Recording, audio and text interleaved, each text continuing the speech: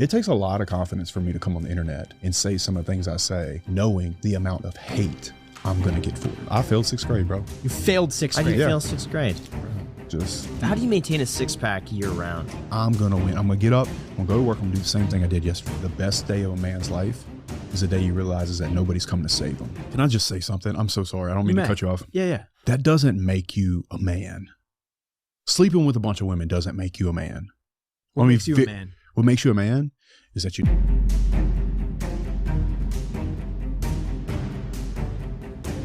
A lot of people, they know you from, I feel like, the association with Andrew Tate. A lot of your clips, they go viral. A lot of people have kind of grouped you into that red pill community. Yeah. But I've also heard you on some other podcasts. Like I saw you on Tom Bilyeu's podcast, and then a few other podcasts I've listened to. And you're very articulate, and you're not the way that I feel like a lot of people picture you to be. I've said things that I wish I could say differently. You understand what I'm saying? Particularly to women on panel shows. I think I misrepresented where my heart is. You understand what I'm saying? Mm-hmm. I don't hate women. And I don't think women are trash. And I do believe the things that I say. However, I don't think I've had an opportunity to be put on a platform where I could show who I am, particularly where my heart is. The platforms that you do go on, especially those panels, is a little more aggressive. You know what I mean? Is. And I feel like there are certain incentives in those platforms. It's very incentivized to do be that. More. Yes. Right. And listen, man, I'm not a perfect person. You know, I think that in the very beginning, I was probably in a place where I might have said some things because of that setup. Mm-hmm. Now, those shows I do believe are very important, and those men that run those shows I love very much, and I'll always be loyal to them. And even on the last, I went on a panel show recently, and it was very good friends of mine that I love very much. I'll be very clear about this. Yeah, who was it? It was Fresh and Fit. And then the comments, they were coming after me because I was being so quiet. And I'm just at a place after this first couple of years, it's like, I just don't feel good about embarrassing a girl. You know what I mean? For me, it's just how I feel about it. I think what they do is very important, though. I think that they shine a light on the apps. Like, how do I say this correctly? Because these are my friends, man. Mm-hmm. I love these guys. Yeah, sure. They shine a light on female nature that I think the normal man would not see or understand at the extreme.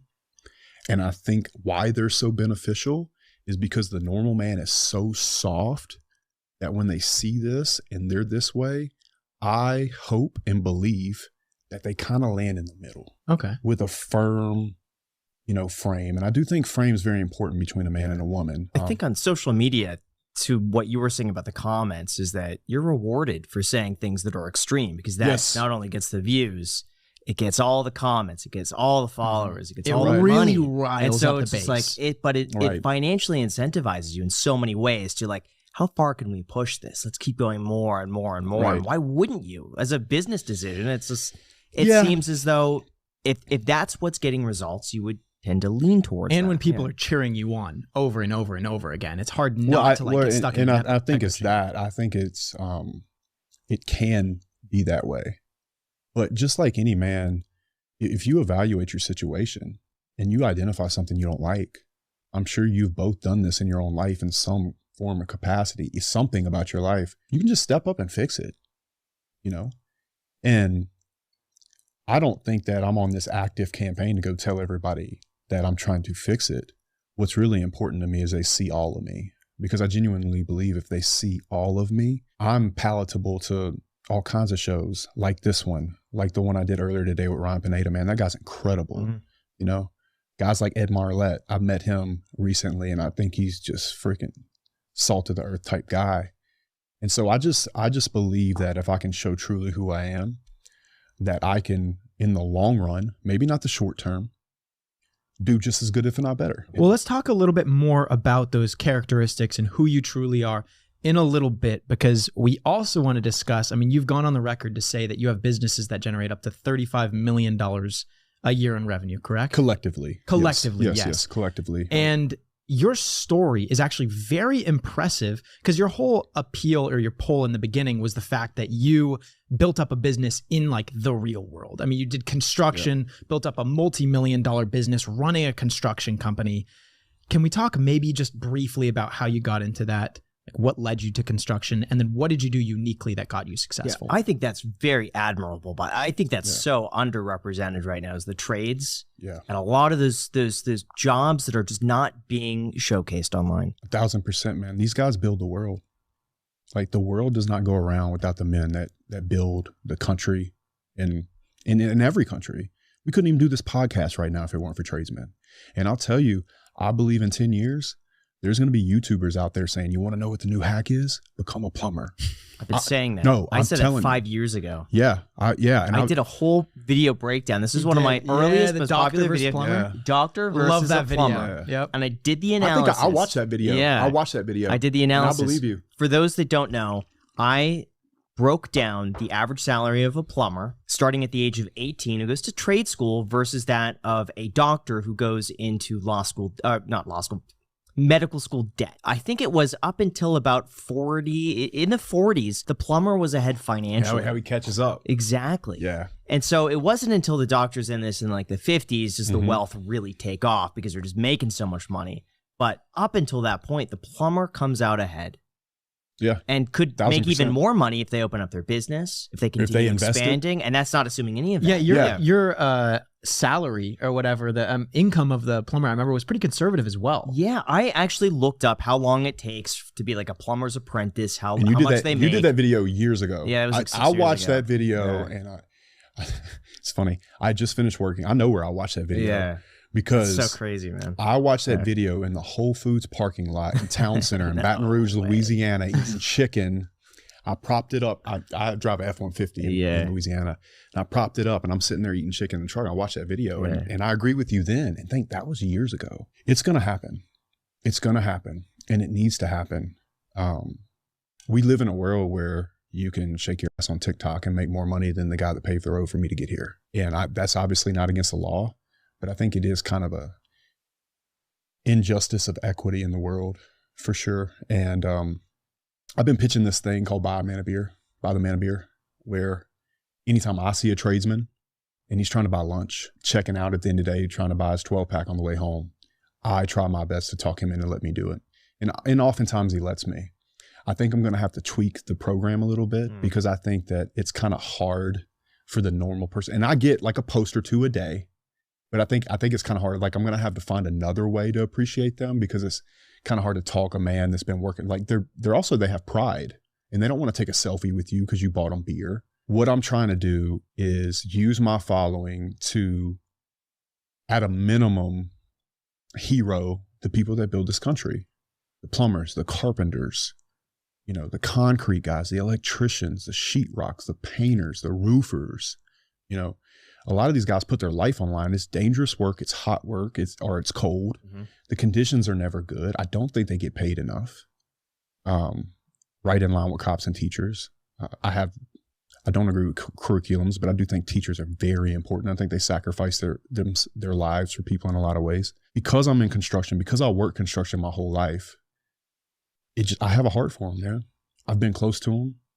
I've argued with them. I've cursed at them. They've cursed at me. Like, look, iron workers aren't freaking Boy Scouts, bro. They're not, man. They fight in the hotel rooms and they get drunk in trucks and they do, crazy things. But without these guys, man, the world doesn't run. And because of my background and how I was able to make my first money, I just refuse to forget about those guys, man. And so the whole campaign was about, if you see a guy in work boots, buying his lunch, you can tell he's working, trash guy, any of these jobs that make the world go, try your best to see if he'll, tell him, hey, listen, I'm a part of this campaign called Buy a Man a Beer. The guys that make the world go round, would you please let me buy you lunch?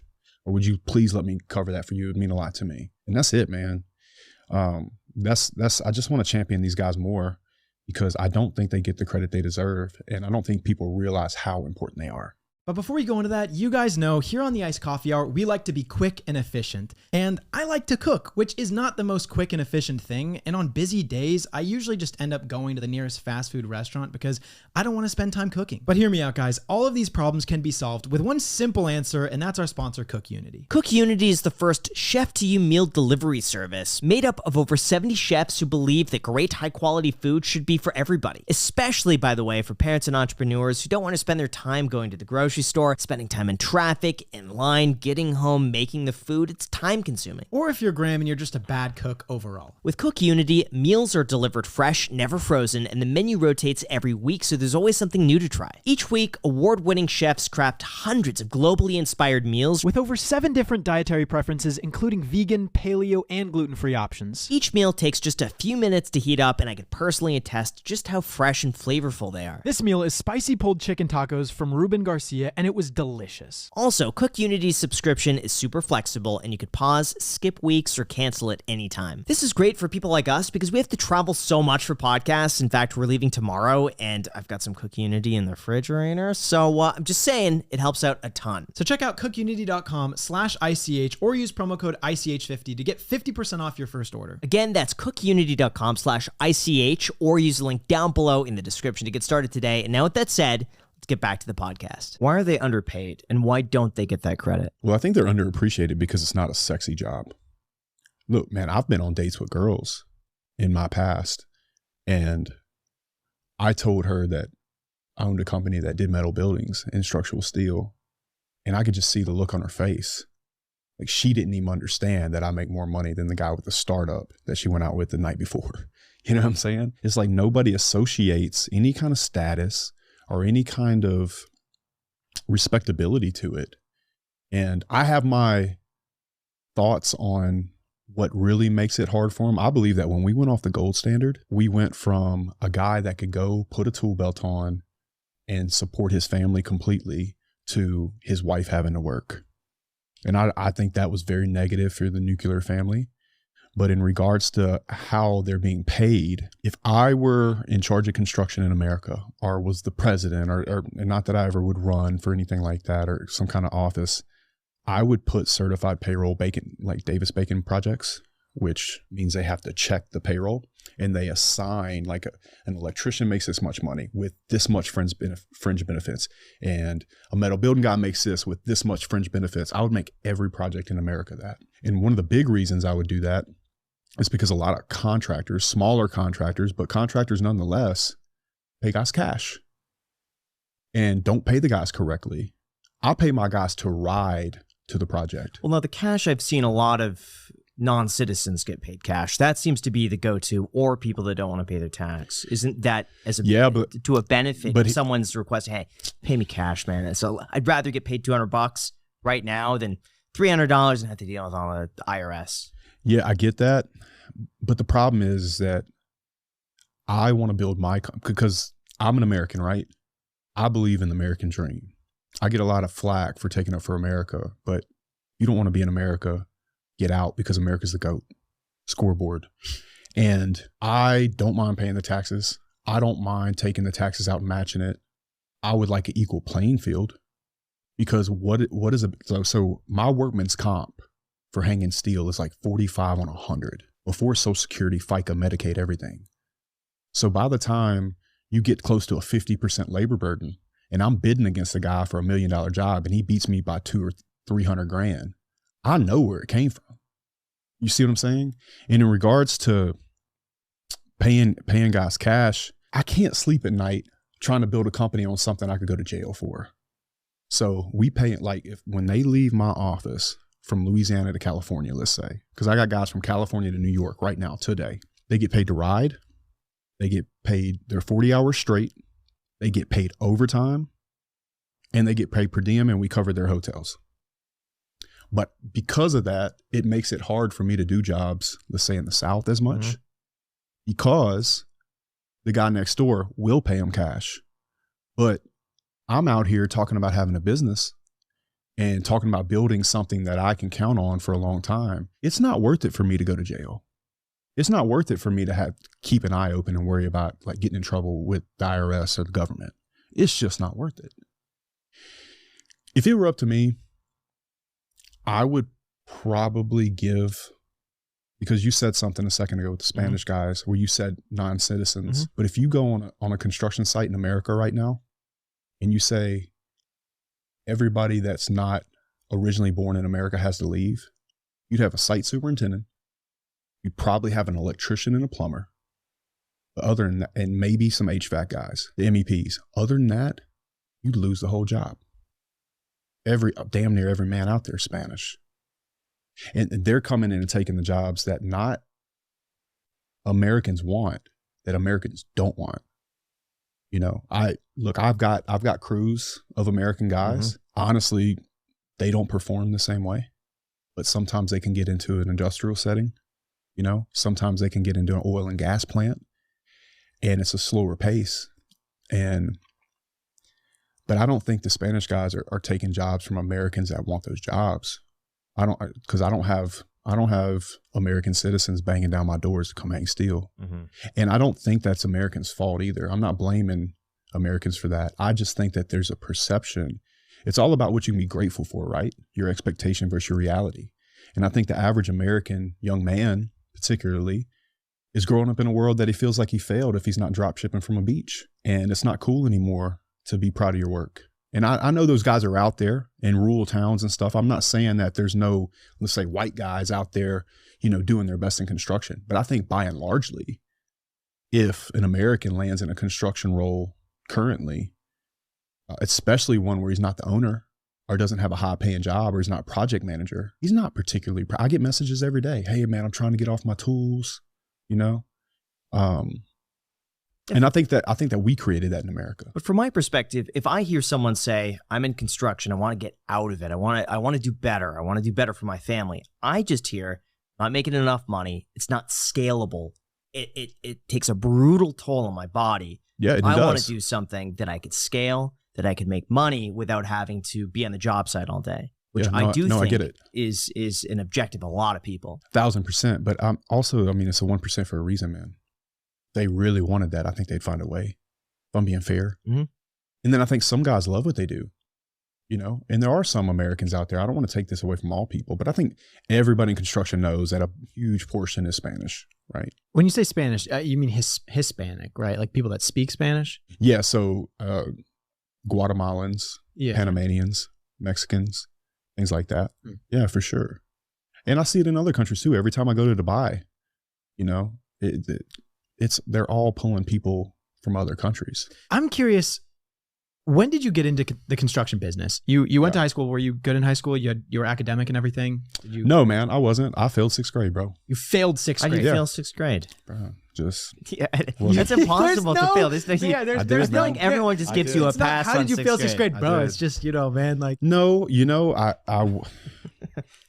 like I said, home life wasn't the best. Yeah. I don't want to blame them. I wasn't even a decent student until really high school. I graduated at 3.2 in high school. I was in the Key Club, but it was a fight. It was a fight. I thought you said you fought. No, it was a fight. Oh. I got in plenty. That's what I thought. I got in plenty of fights in 6th grade. Yeah. Oh, in 6th grade? Yeah, I got arrested in 6th grade for fighting. What did you get? Okay, well, hold on. How did you get into this fight? And then why did you get arrested from this fight? Well, first of all, let me backtrack a Sounds like bit. 2 separate incidents right there. Yeah. Like, how did we go? How did we? No. It was just a fight to do well in school. I wasn't interested. Okay. I wasn't interested at all. Neither was I. Like, and that's why I was talking about the curriculums, right? Have you ever heard of the book, The War on Boys? There's this book about basically like how things are not really set up for boys. I'm not a tinfoil hatter on this or anything like that, but I do believe that how old are you in 6th grade? 12. Yeah, something like that. Sure. You really want to sit there and read like Edgar Allan Poe? No, bro. Like, it's not interesting. I believe that little boys at that age, if I could make the curriculums, they'd be changing tires, like learning how to frame a wall, learning how to change some sheetrock. I would love that. Bro, I would love that, man. Right. How to draft up a contract. Dude, put him to work. Yeah. Like actually slip in some fine is, print and see if they point it out. Like, as a young kid, what you're trying to instill in them, you're not necessarily giving them knowledge that they can use later in life. You're teaching them how to learn, and you're teaching them discipline. Well, it's really critical. Those are the two things that are actually valuable as a kid, but they've determined that in order to teach kids how to learn and discipline, it's through homework and reading Edgar Allan Poe. I think just like, basic reading skills I think are important, basic math skills, but then I think it's critical thinking. 1,000%. And I'll tell you another thing too, is that in America particularly, I can't speak for other countries, but if you're not in a point in your life where you care about the subject, I don't think you're going to hear it. I am more into geopolitics and social studies today than I have ever been. I watch Wendover videos. I watch Johnny Harris videos, just trying to understand channels. Yeah, bro, he's good, man. Wendover's great. Wendover's smoke, bro. And like we nerd out. We're sending each other videos about, why the Mississippi River is the most powerful river in the world. Tom Scott too. Yeah, bro. Yeah. Bro, I nerd out on this shit at night, man. And you could have showed me that video in 6th grade.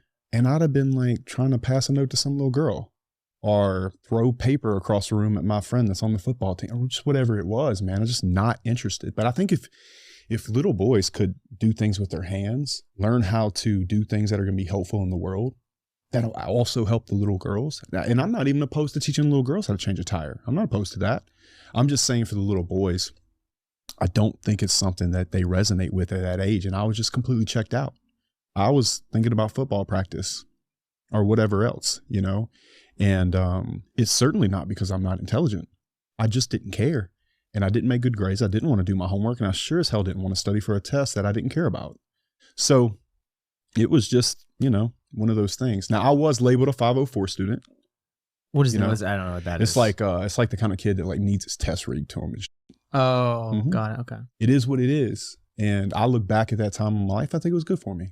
So as you're about to hear shortly, running a business smoothly can be fairly challenging. Trying to keep all of your goals, tasks, and data organized among several softwares could be quite confusing and often takes more time than it's worth. Well, if you want to help restructure your business and you don't know where to start, just remember these 3 numbers from our sponsor, NetSuite. It's 36,000, 25, and 1. 36,000 because over 36,000 companies have already upgraded to NetSuite and stopped wasting time on things like manual data entry and sifting through scattered data. 25 because NetSuite has spent 25 years helping businesses drive down their costs. And 1 because NetSuite is an all-in-one solution that allows you to manage all of your KPIs or key performance indicators with one efficient system. NetSuite helps reduce the mistakes of manual data entry, and trust me guys, with manual data entry, there will always be mistakes, and they also help prevent the busy work scaling with your business. So get a full picture of your business and help make better decisions faster. So make sure to download NetSuite's popular KPIs checklist for free right now at netsuite.com/iced. Once again, guys, it's netsuite.com/iced and get your free KPI checklist today. Once again, guys, it's free and it's netsuite.com/iced. Thank you so much, NetSuite, and back to the podcast. But how do you go from there to getting arrested?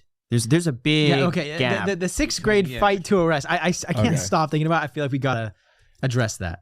I'll tell you, we lived in a neighborhood before I moved to this town called Denham Springs. And it was, I was like the only white kid. And I learned a lot from the culture of being the only white kid and seeing certain things. And so there was a lot of fights in that neighborhood. I moved to this all white school pretty much. And some kid popped off to me and I was hard at that time. And I busted him up pretty good. And what did he say to you? Dude, I can't even remember now.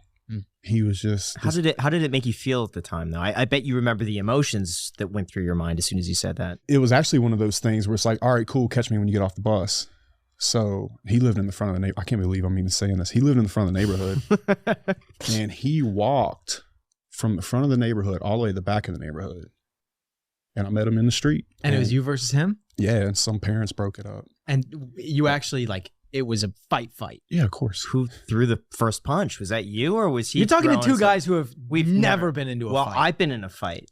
I just lost. Were you actually in a fight? With Michael Reed. Oh, right. Yeah. He did a boxing match. Okay. That doesn't count. Yeah. No, So you've never been into a fight. So I don't. Yeah. Oh God, I've been in Yeah. 4 or 5 fights in my adult life. Okay. Oh, but that's actually kind of common in the South. People in the South. No, I think the culture there is a lot different. Yeah. And look, I'm not championing this shit either. I'm not sitting here saying it's cool. I don't feel cool or manly to tell you about this. Just in case some. No, we're just curious. No, I'm just telling. Yeah. I'm just telling you, man, because I know there's going to be always young men watching what I say, and so if I can back away from one today, I will. Now, if I can't, and you get close enough, I'm going to hit you first. Where do you know the line between walking away and standing up for yourself? We had a really good conversation with Patrick Bet-David. Right. And he I saw said, it. I actually watched that episode. If the other kid swings first, you got to defend yourself, and that's up to you. If you can't de-escalate, there's something, you fight back. There's actually something that you said in there that I would teach my son differently. Sure. And or Patrick said maybe, is he has to hit you first. My personal rule is I'm going to tell you I don't want to, and I'm going to try to step away. But if you get back in range, there's definitely a jab cross coming. I will definitely hit you first because I don't want to fight you in the first place. And the mistake I made in that bar is after he hit the floor, I tried to grab him by the back. I dropped to a knee and tried to grab him by the back of the head and really wear his ass out. And one of his buddies came up behind me, actually a bit bigger than me. And I just got lucky because I was able to get it. And they were all 3 trying to hit me, but I was kind of covered up because he was over me. And it's just like, I don't promote fighting. If I leave here today and somebody tries to fight me and I think I can walk away, I absolutely will, regardless of pride or ego. But when they get you in a corner, I'm not going to wait for them to hit me first. I already know they want to hit me. I've been in enough fights to know what his eyes look like, what his intentions are. I can see his fist balled up, And then when you actually get in a fight, you get this very shaky feeling inside of you. It's actually very, it's like a bone chilling feeling. It's the adrenaline coming in your body so you can like not feel things. And I know what that's like. I know when somebody has an intention. I've been in at least 12, 15 in my life. So I know what it's like. And I'm also not, the only time I've ever met somebody for a fight was that fight I was telling you about. Everything else is spur of the moment. Everything else was, boom, boom. And it's over quick, man. Have you ever lost a fight? No, I've not. Well, 3rd grade, I got my nose busted. Yeah, I got my nose busted. You got your nose busted? Your nose bleeding and everything? Yeah, everywhere. Oh, yeah. God. How that happen? I got in a fight with this kid. I can't believe we're talking about this. Is the last fight. Okay, this is the last fight. And then we're going to go to all the inspiring, business building. And then we got other, stuff in store. I didn't know y'all were so interested in the subject. Y'all should have had Tate on. Bro. No, keep going. Okay. There's this kid messing with my sister on the bus. I did what I did. It went very much in my favor. And then the next day I was walking off the bus and he kicked me and then he ran to an open seat and laid down on the seat and started kicking. So when I went to hit him, no, he did that move. He just laid down. Okay, that's not a cool move. It was like a backwards turtle kicking. Right. I know exactly that move. Went right into it. Yeah. Yeah. So whatever. On to the business. Sure. Okay. So how did you get into construction at a young age? And then when did the money really start coming in? Yeah. So when I was a little boy, my stepdad did metal buildings.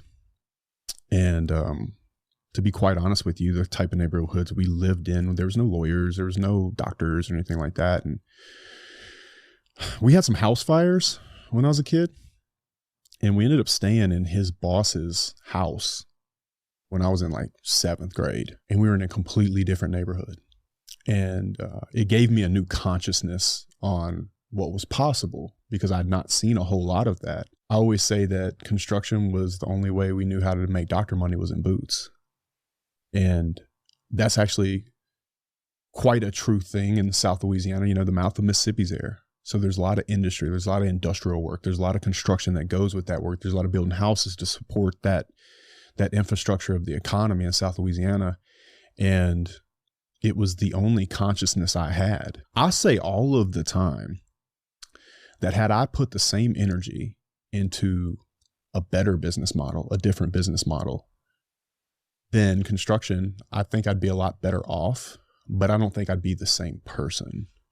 And for that, I'm glad I stayed in construction. I graduated college in 2009. I'd already read Rich Dad, Poor Dad. And I knew I wanted to have a business one day, but I honestly thought I'd end up in Dallas as a project manager first, making really good money and save and end up, starting something. And those jobs just weren't there like we were told when we were freshmen signing up to go into construction management school. And so I dug ditches, and I worked for this company called Austin Bridge and Road in this little small town called Bastrop, Louisiana after I graduated. That job ended. I went to Baton Rouge. I waited tables at Texas de Brazil in Baton Rouge, and I would go during the day and apply for jobs. And they were building this hospital called Women's Hospital in Baton Rouge, and I'd gone in there a couple times because they were actually building the project. So instead of going to home office, I was like going out to job sites. And the lady's like, I can't let you see the boss. You know you can't see the boss, like $40, $50 million, some crazy amount. Like the third time I went, she goes, hold on. So some grizzly looking angry white man comes in. He's like, are you Justin? I'm like, yes, sir. He's like, come with me. So I go back to his office, and he plops down in his chair, and he's like, give it to me. And I'm all like, you know, he looks at it, he looks at me, he looks at it, he looks at me, he flops it on the table. He's like, you mean to tell me you've come in here 3 or 4 times to stop a $30, $40 million project to see the boss because you want a job? Yes, sir. Well, I like that. Offer me a job. Boom. And I ended up not taking it. I'd went to the company down the street 6 times. They gave me a job, so I went to New Orleans instead. But what I did there was I was making really good money. It was a levee project for the Corps of Engineers. And so it was like government funded. So we all kind of got paid really well. I was making like 60 grand a year. And so what I did is I went to the bank and I said, listen, I get my checks auto drafted, but I want you to push everything but my per diem into this other bank account because I wanted to get a contractor's license. And to get a contractor's license, you had to have a net worth of $10,000, which nor myself or anybody in my family had. It took me about 6 months, I guess, to get the money saved up. And then I went and applied for a residential contractor's license. And then I moved the money to another bank and went and applied for my commercial. And that was 14 years ago in March. Now we have over 200 men, 25 states. We do all of America, the Caribbean. How do you scale that up from working for someone else to then going off on your own? Is it still a requirement, by the way, to have a $10,000 net worth to be a contractor? I think it is in Louisiana. You have to prove it. Yeah, and I think that's a good thing. Yeah, sure. I think it's a good thing. Because it shows like what, discipline and well, stuff? just like that you're liability, not. Like if you can't get a net worth of 10 grand, then you're probably going to either do some shady shit or not do the right thing or not run the right systems and maybe even hurt somebody just by accident. Construction is really hard with cash flow. Like understanding cash flow, like a WIP report, a work in progress, you're billing in excess of cost in excess of billing. Once you start getting in the millions of dollars, you really need to understand cash flow. And a lot of guys, like if you can't get a $10,000 net worth, you're not going to understand AR. You're not going to understand retainage and billing and how you really have to play with the big boys to be able to even be a subcontractor. You're really just not. And I think that's a good rule. When I started off, I had $2,500 payrolls, like 2 or 3 guys. I never forget, my first line of credit was $15,000, First American Bank. Begged the lady to get a line of credit because I had $2,500 payrolls. And at that time, that was a whole lot of money to me. And we were doing these 30 by 40s in backyards. We're doing sheds, man. And I'm 24, 25. So I'd keep a tool belt in the truck for the guys that didn't show up to work. Then I'd put slacks in there so I could go beg for money at the bank and a polo to go try to sell a job. And I did that, and I worked out of an F-150 for 4 years, 5 years. How were you getting jobs? And what year was this, by the way? This would have been 2011 is when I started. So kind of rough time. I mean, that not was the easiest time. No, because that was the lowest point for housing was 2011. Yeah. But we were doing metal buildings, and so I would do that. And then I eventually got to a place where I knew I needed more systems. And so I got really heavy into E-Myth. And I worked with E-Myth for about 1.5 years. What's E-Myth? E-Myth is a book by Robert E. Gerber. It talks about the entrepreneur, the manager, and the technician. And so having that insight for me was actually really important because I had a really good understanding of what I had to be to my business and what did I need to replace myself with. I needed a really, really good technician to really help me, with the guys, and because the buildings were getting bigger and bigger and more complex. So when you go from the backyard to doing a school project in New Orleans, it's no longer columns, purlins, and girts.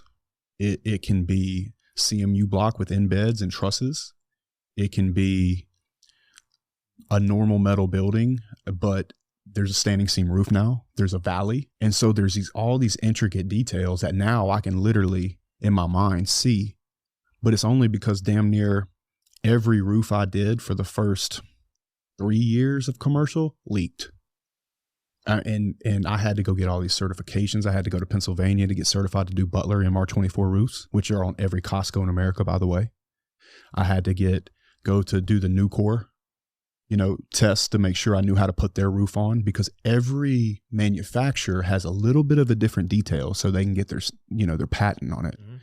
And so in the specs that the architect writes, which is again completely different than doing a backyard Mueller building, you have to be qualified to do these roofs, because a lot of times they have what's called a no dollar 20-year warranty on it, which means the manufacturer comes out with a feeler gauge, a camera, and anything he can to poke holes in it and take a bunch of photos. And they make these 20-page reports.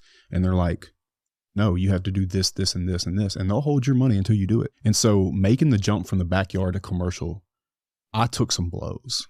How do you get jobs like that? Because those are pretty substantial jobs. Yeah. So I'll tell you exactly what I did.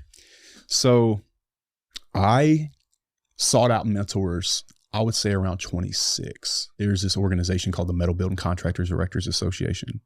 Shout out to Sasha. And it's a mouthful to say. Could you say that again? Metal Building Contractors and Erectors Association.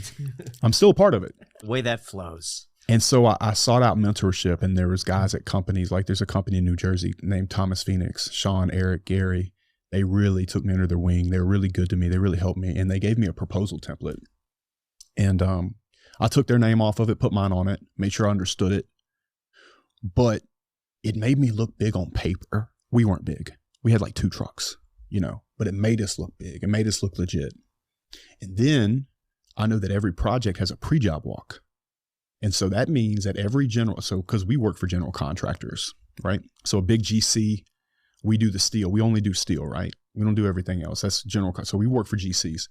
So I knew that the architects made the GCs do a pre-job walk before, like if they don't show up to that, they can't bid it. So I started calling the architects and asking for the pre-job walk form, because I knew like 2 GCs at this time.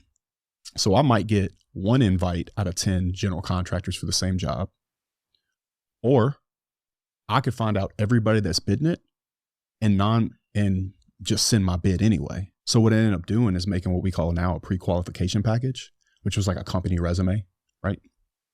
And I would send them a bid and say, hey, I know bid day's crazy. Good luck. I hope y'all kill it today.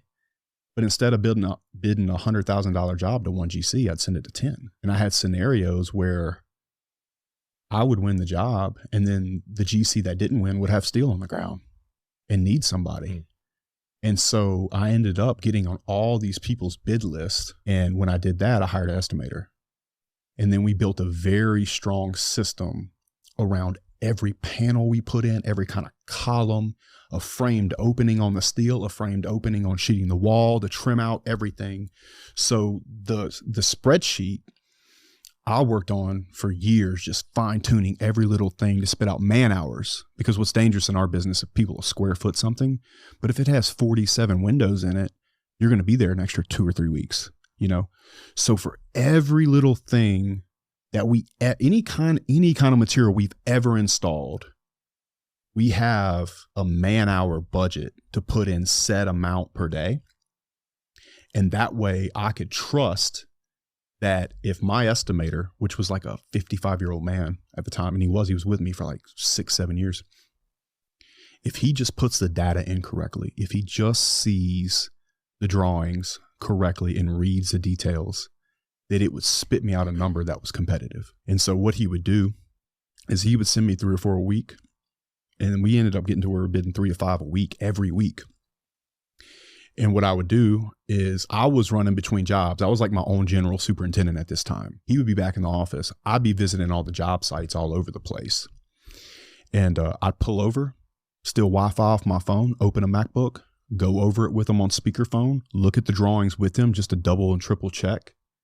And we'd spit 3 to 5 bids out a week. And then we started doing millions in revenue.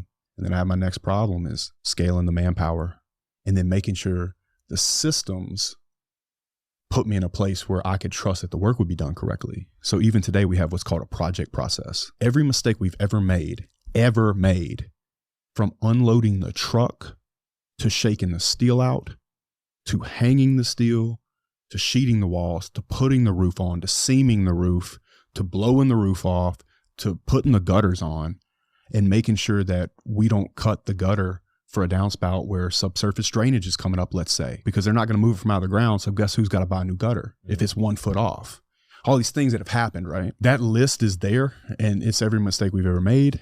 And we run that list to make sure our QC runs well. And then, of course, we have safety.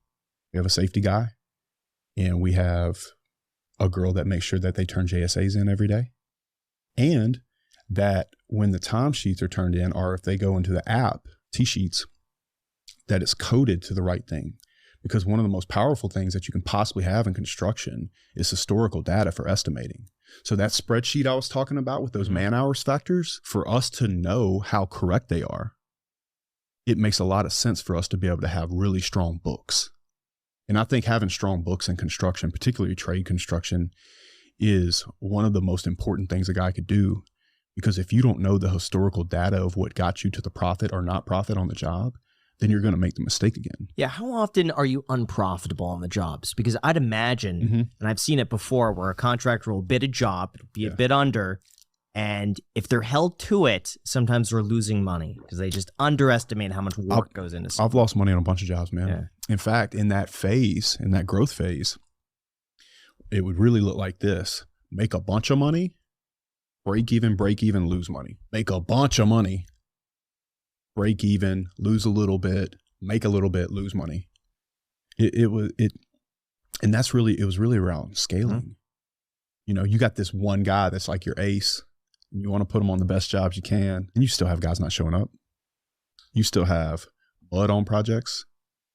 You still have steel showing up incorrectly. You have forklifts breaking down. You have man lifts breaking down. You have trucks stolen. You know, it's nothing for me to get a call on a Sunday and be like, the guy's just gotten a big bar brawl in Michigan and cops are looking for trucks with your logo on it. Sweet.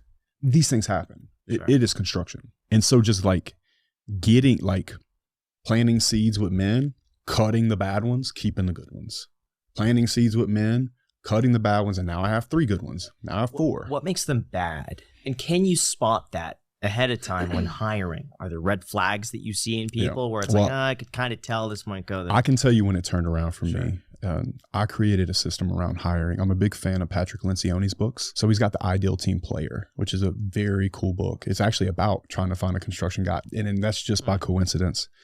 But he's got this thing called Humble, Hungry, Smart. But what we start with is proven competence. I would run ads for guys, and they would call, they would lie about how long they've been doing it. They've been working at the competition for 3 months, and they tell you they've been there 5 years, and they'd want to leave you to get a raise or whatever it is. And so what I did is I was like, okay, I need to be recruiting at least 1.25% more than I'm bidding. And I always draw a circle on the board at my office. I'm like, bids, recruiting, and then the projects right in the middle. And so what I did is I created very loaded metal building questions that you would only know if you've been doing it for quite some time. After we've proven competence, I think the best part of this phone process starts. Humble, hungry, smart. Would you be willing to work under another foreman to learn our systems for a little while until you learn how we do it? Cool.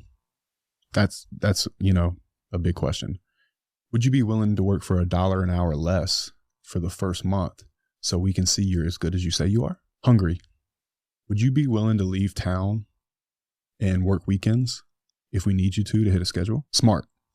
Tell me what you don't like about your current company. We're trying to get them to talk shit. Like we're truly trying to get them to, like we really push them on this one. Is that a test if they talk shit? If they talk shit, they're out. But then again, they're trying to be honest with you. If you ask them what you don't like, yeah, but I've done enough. I've done honest because they'll run with it. Sure, they will run with it. And there's a big difference between, I don't really like it here. I don't feel like I get treated very well. I'll leave it at that. Or I don't see growth here. And I've not Maybe they haven't come through on the promises they gave me. Things like that. Versus these MF, they're trash, blah, blah, blah. They're idiots. The guys in the office are morons. They don't know how to estimate. Bro, the last thing I need in my business is that guy talking to my guys. Right? And then luck. We ask them how their luck is. How are things going for you? How's your life going? And when you have guys that come to you telling you how unlucky they are, they will bring that bad luck into the company. And what I do, because I'm not on these calls, and neither is my operations manager. So, have you ever heard of the Fibonacci series? No, I have not. So it's like this concept that most things in nature are an odd number, and that humans struggle seeing the difference between 2 and 3. We can definitely see the difference between 1 and 5, 5 and 9, 9 and 13. Like you can feel the difference. And so let's say we get to the question about hungry. Are you willing to work out of town on short notice or work weekends if we need you to? Well, yeah, I mean, I could do that for y'all if you really needed me to. Or, yes, absolutely. I'll go anywhere you want me to go. I'm here to work. Completely different answer. Both yes. Because they'll tell you whatever they need you to hear for them to get a job. But the flexion in their voice, because I'm not on the call, I can't hear it. But she rates, using the Fibonacci series, how much of a yes it was. So 13 being the highest. And then the total score is anybody over a certain score gets to talk to Renee, and she's our operations manager. And that's how we weed out. If we talk to 100 guys, Renee will talk to 5 or 6 maybe. But I get rid of all the lies. I get rid of all the drama. I get rid of any incompetency lies just by these 5 categories and how they tell you yes or no. But then how do they squeak by? Let's just say they get accepted, they start the job, but then after a month or 2, you realize, hey, it's not working out. How do they squeak by that? And what do you notice on the job that they're lacking? Is it maybe discipline? Are they just not focused enough? Are they not detail oriented enough? How do you spot these things? It'll be safety quality production. Okay. We'll know. If they're getting kicked, if they're getting kicked off of jobs for not tying off, when they know damn good and well they should be. They put a JSA together every day. If they're not hitting man hours, I have enough men now that if a guy tells me he put 1,000 square foot of roof on in a day, that something's not right. You know what I'm saying? We have enough jobs we've done thousands of buildings, millions of square foot of buildings all over America. We know, like our man hours factors they're solid now. We know what they're supposed to do. And then quality. If they don't want to read the detail, you have to know, and you have to get it right, because if it fails inspection, then you're looking at an insurance claim of possibly ripping a roof up or massive amount of extra man hours for getting this thing in a place where the manufacturer will actually give the customer that warranty because we put it in correctly. And 99% of the time, if a roof leaks, 99.9999% of the time, it is erector error. We are erectors and those are engineers, and they have tested this in all conditions. So if we don't do the detail correctly, they will not insure the roof. And if they don't insure the roof, the architect won't sign off of it and they won't buy it. I'd love to get a little bit more into the self-development stuff, because you've been also talking about that a lot recently. I feel like how you have to get fit, how you have to start earning a better living, making more money to be the best version of yourself that you can possibly be. As somebody watching this right now that maybe doesn't wake up and feel super happy with where they're at in life, what would you recommend they do to start becoming the best version of themselves? Get in shape. That's the number one thing. I put it in front of making money. I really do. I think that being in shape gives you an advantage in business. I believe that truly. I think people respect you more. I think people look at you and they say, it's like walking discipline, walking strength. Look, it might not be a popular thing to say, but a physical stature on a man when he walks into a room and his ability, like I said, to look you in the eye and body language, it garners respect, and it, in my opinion, can get you further in business. People want to work with people they respect. So fitness first. Number one, if you're not in shape and you're eating bad and you're not moving your body, then all your cells are stale. Like you can't even think straight. So I always put getting in shape above everything. You know, I believe that a person that does really well in life and is not in shape would have done better if they were in shape. You know what? On that though, that's the one thing you can't fake. You can't fake being in shape. You can't fake a six-pack. I mean, I'm sure you could fake a six-pack, but it seems as though that's the one thing that all these billionaires are doing is like all of a sudden they all seem to be getting in shape, getting six-packs. Yeah. Because when you have all the money, like you can't necessarily buy that stuff. That's just purely dedication, discipline, and a lot of work. And so that to me now seems like the ultimate flex is being really in shape. 1,000%. And it's one of those, you know, you could be a very rich guy and walk through the grocery store and nobody would know. You can't say that about fitness. You get to carry that with you everywhere you go. It gives you an advantage, whether it's with the opposite sex, business, or even how you feel about yourself. It's easy to respect yourself when you put in the work to get in shape, you know, because it's hard work and it shows. So I for me, that's number one on the list. Some people would probably put money in front of it. I just personally don't, because I just think you'll do better at business if you're in shape. Particularly, it's also free. Yeah, it is. It doesn't cost anything. 1,000%. Yeah, and it doesn't take as much time as people say it does. You know, I remember being in high school, man. I worked at Harbor Freight Tools. You know what that is? Yeah, I do. Yeah. I would go in the back, in the bathroom, and I'd put the little sales papers down on the bathroom floor, do push-ups until I couldn't do them anymore, you know?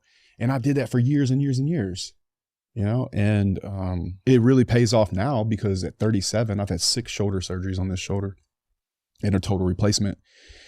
And I have mature muscle left over from 20 years of exercising. And so now I don't let myself get any further than 2 weeks out from being able to take my shirt off anytime I want. You know, I keep abs year round, but it was all that work I did, especially when I was young. You know, like people should start working out at an early age, because your body is maturing and growing at that time. And you can create all this bone density, all this mature muscle that will stay with you over time, especially if you just do the work to keep the maintenance on it. I don't work out the same way I used to. My shoulder really won't allow it. Some days it really hurts to box, you know? So I have to work on footwork all day, or, you know, defense or whatever. But I don't think there's a thing in this world that you could do for yourself. I can't think of one that's better than getting in really good shape and getting strong. It's making me want to hit the gym. Well, you need to. You need to. No, I do hit the gym. I do go. I went today. Yeah. But yeah. But how do you maintain a six-pack year round? What is that like? Because that seems to me like you're disciplined every meal. Like, well, I'll tell you every day. I'll tell you how I personally do it. Is I've had a six-pack since I was 24 years old. There's not been a day between 24 and now where I could not see all of my abs. Now, I might get puffier around the love handles. You know, like if you have a standard, you know, sometimes I'd be here, sometimes I'd be here, but I'd never get too far. Imagine if there's a straight line and there's a line above it and below it. I never got outside that. I would never let myself get outside that range. And it's super easy to keep it once you get it. And even though this is not true, I try to tell young men to believe that whatever you get today, you'll keep it forever. It'll make you work out harder so you get the most you can.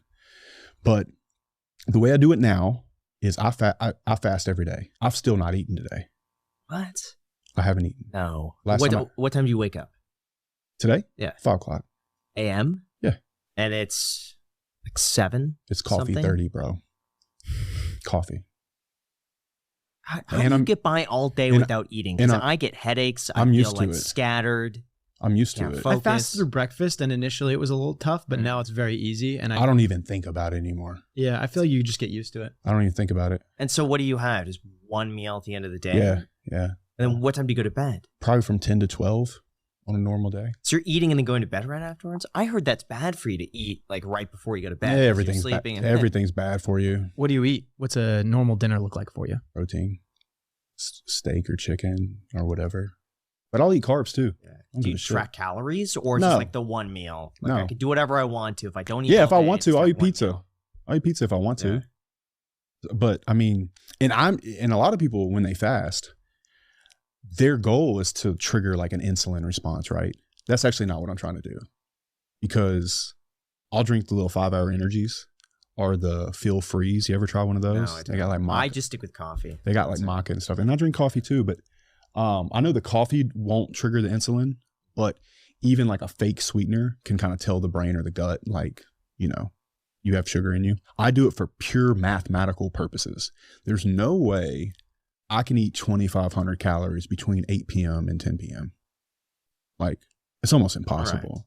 So for me, it's more about a deficit than it is about like messing with my insulin response or anything like that. Like, I don't nerd out on it. I definitely think there's like an 80-20 to fitness. You know, even in the way that I work out, I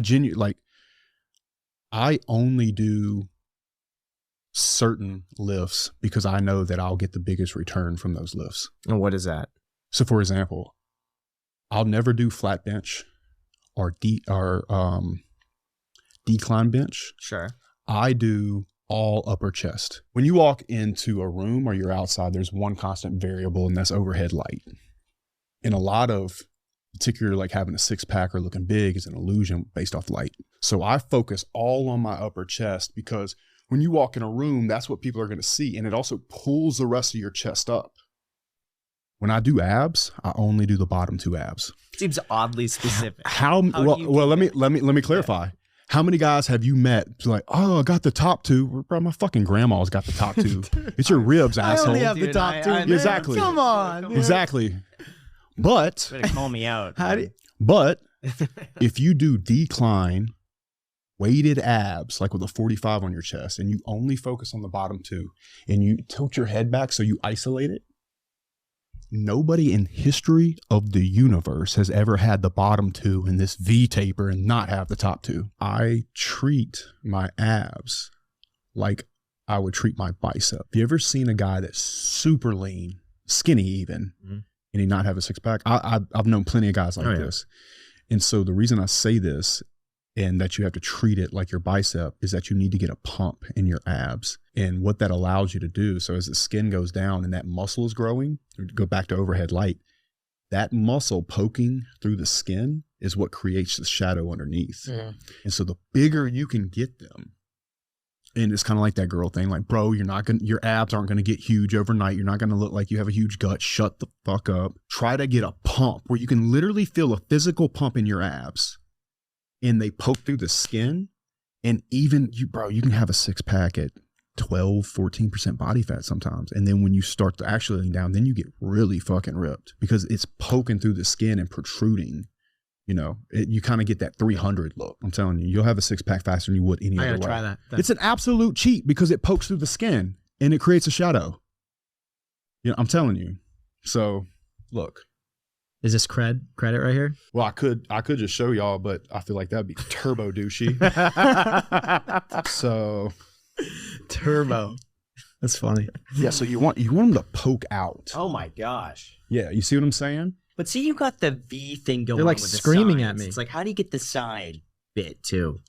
Here, you also airdrop this to me just so I can show the view. Is that cool if I show the viewers that photo? Yeah. Just so you can. You guys gotta see this. Okay, trust me.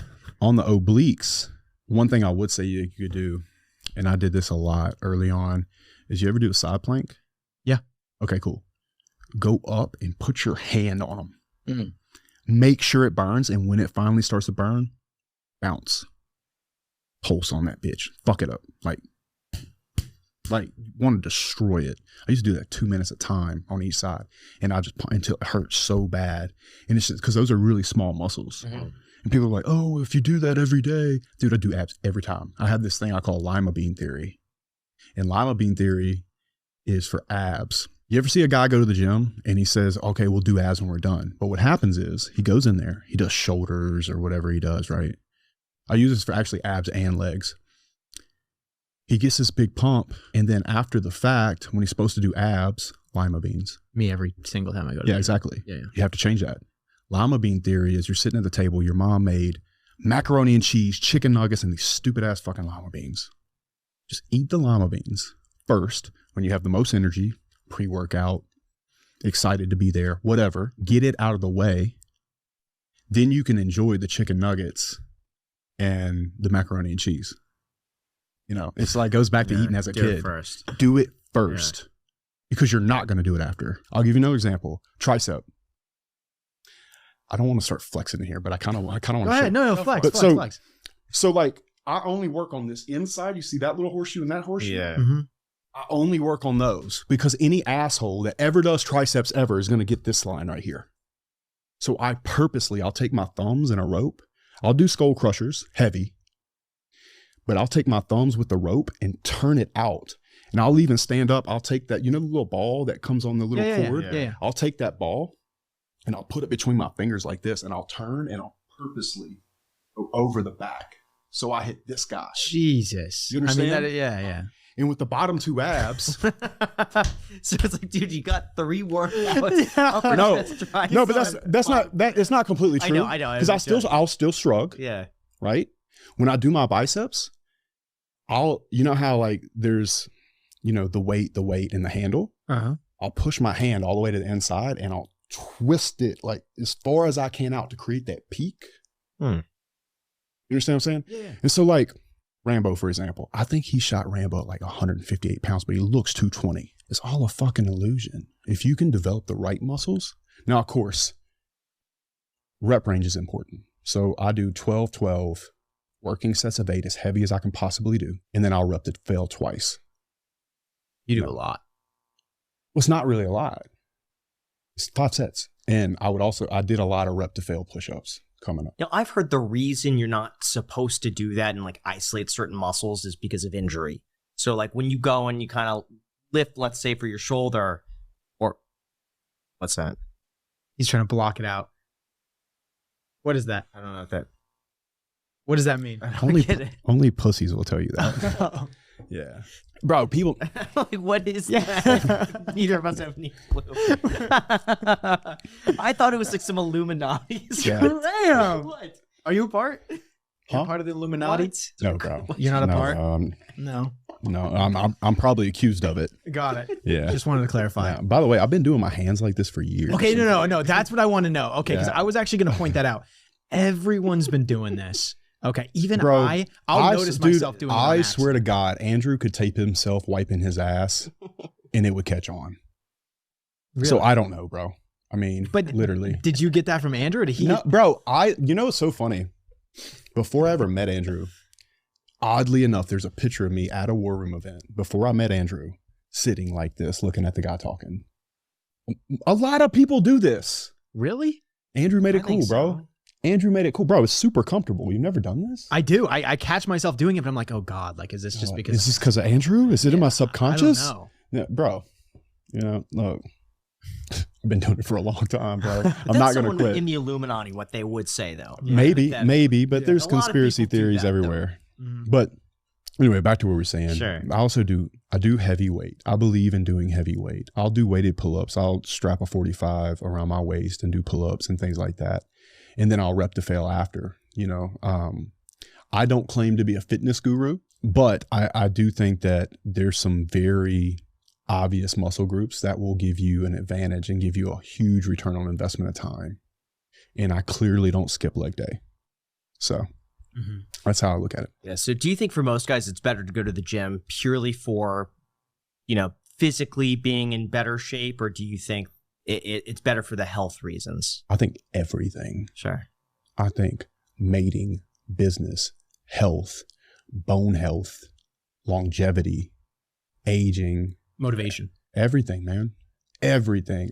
When I think about working out, when it comes to energy particularly, I think about you're doing that work and you're like cranking, you're like a little like a toy watch or car. the dial. Yeah, the Yeah. dial.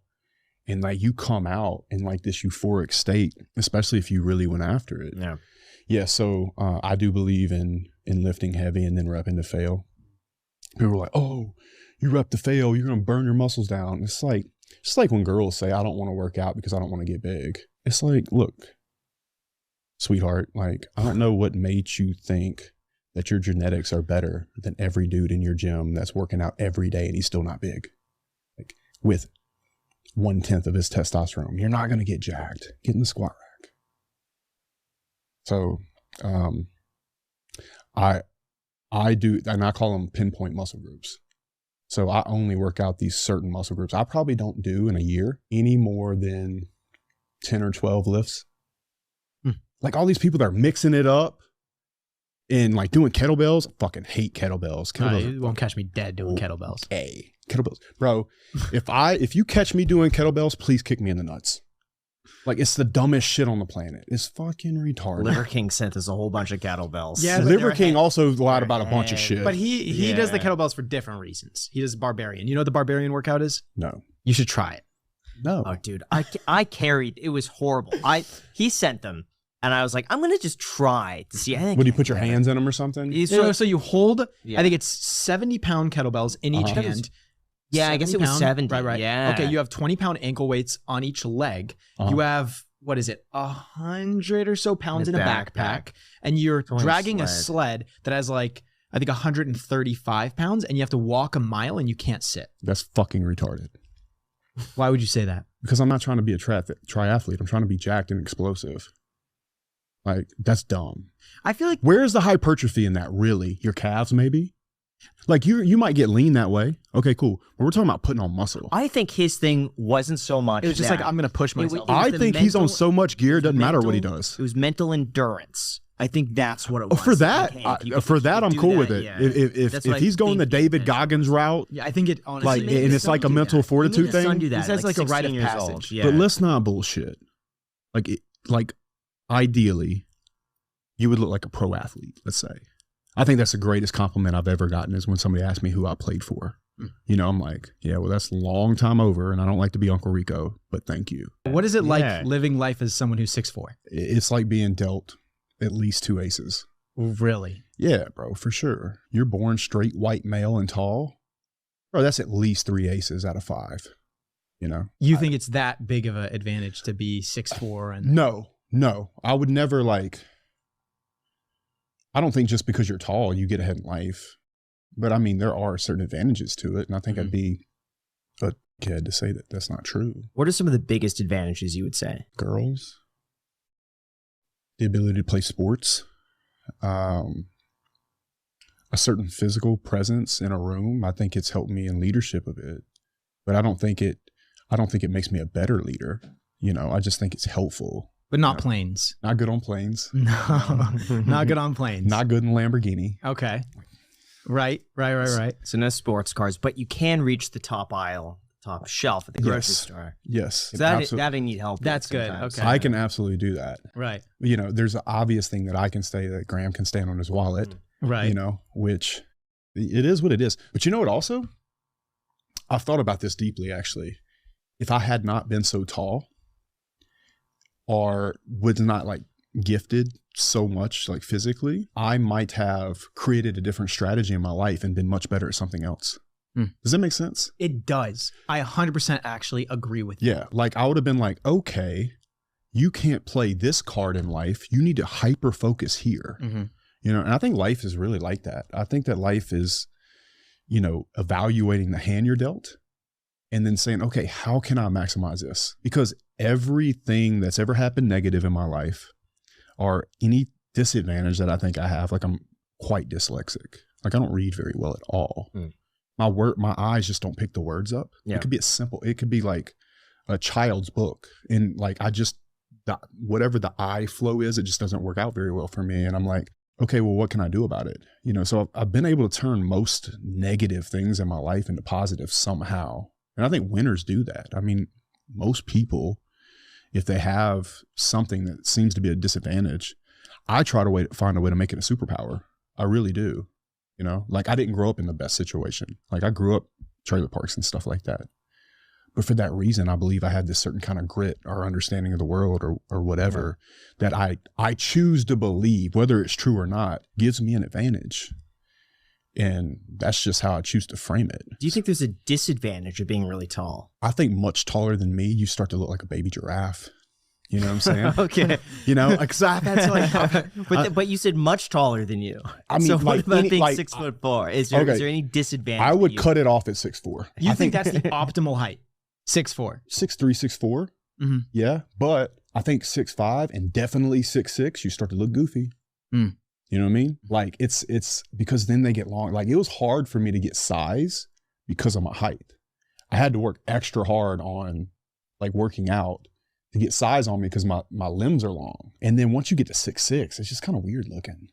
you're just so much taller than everybody. But if that's the optimal, what downsides have you seen from being yourself? Tall? Yes, for yourself. Besides not fitting in Lamborghinis. I am curious. Yeah. I fit in my Lamborghini. It's close. Okay. Are there certain girls that are like, no, you're too tall at 6'4"? Hell no. No, I've never had a girl tell me I'm too tall. That does not happen? No. In fact, you see it a lot, man. This is actually something that people talk about online a lot, is like girls will put, if you're not 6 foot tall, like swipe left. Oh, they do. They do. And I think that's ruthless. But that's all on social media. Once they meet someone shorter in person, I've seen it firsthand, it goes out the door. It's like when they're on social media, Tinder, there's so many options. Yeah. They have to do things to filter. There has to be like a minimum something on there. They're trying to vet. But yeah, I think it just depends on the girl or the guy in the situation. Mm. But no, I've never been well, I tell you, I've had a lot of people in my life come to me and say, when I first saw you or met you, I hated you. But after I got to know you, I realized I was wrong. Mm-hmm. And so I think that sometimes I might look like a guy that used to pick on them in high school or something. And I was the nicest person on the planet in high school. Like, I was class favorite. Like, my 10-year reunion was one of the best days of my life, because people would come up to me and they said, you were very popular, but you were always nice to me. And it means a lot. And it was just like one of the best days I've ever had in my life, because it was very fulfilling to hear that, 10 years later. But I have had people judge me based off of my appearance, and come to find out later it wasn't positive.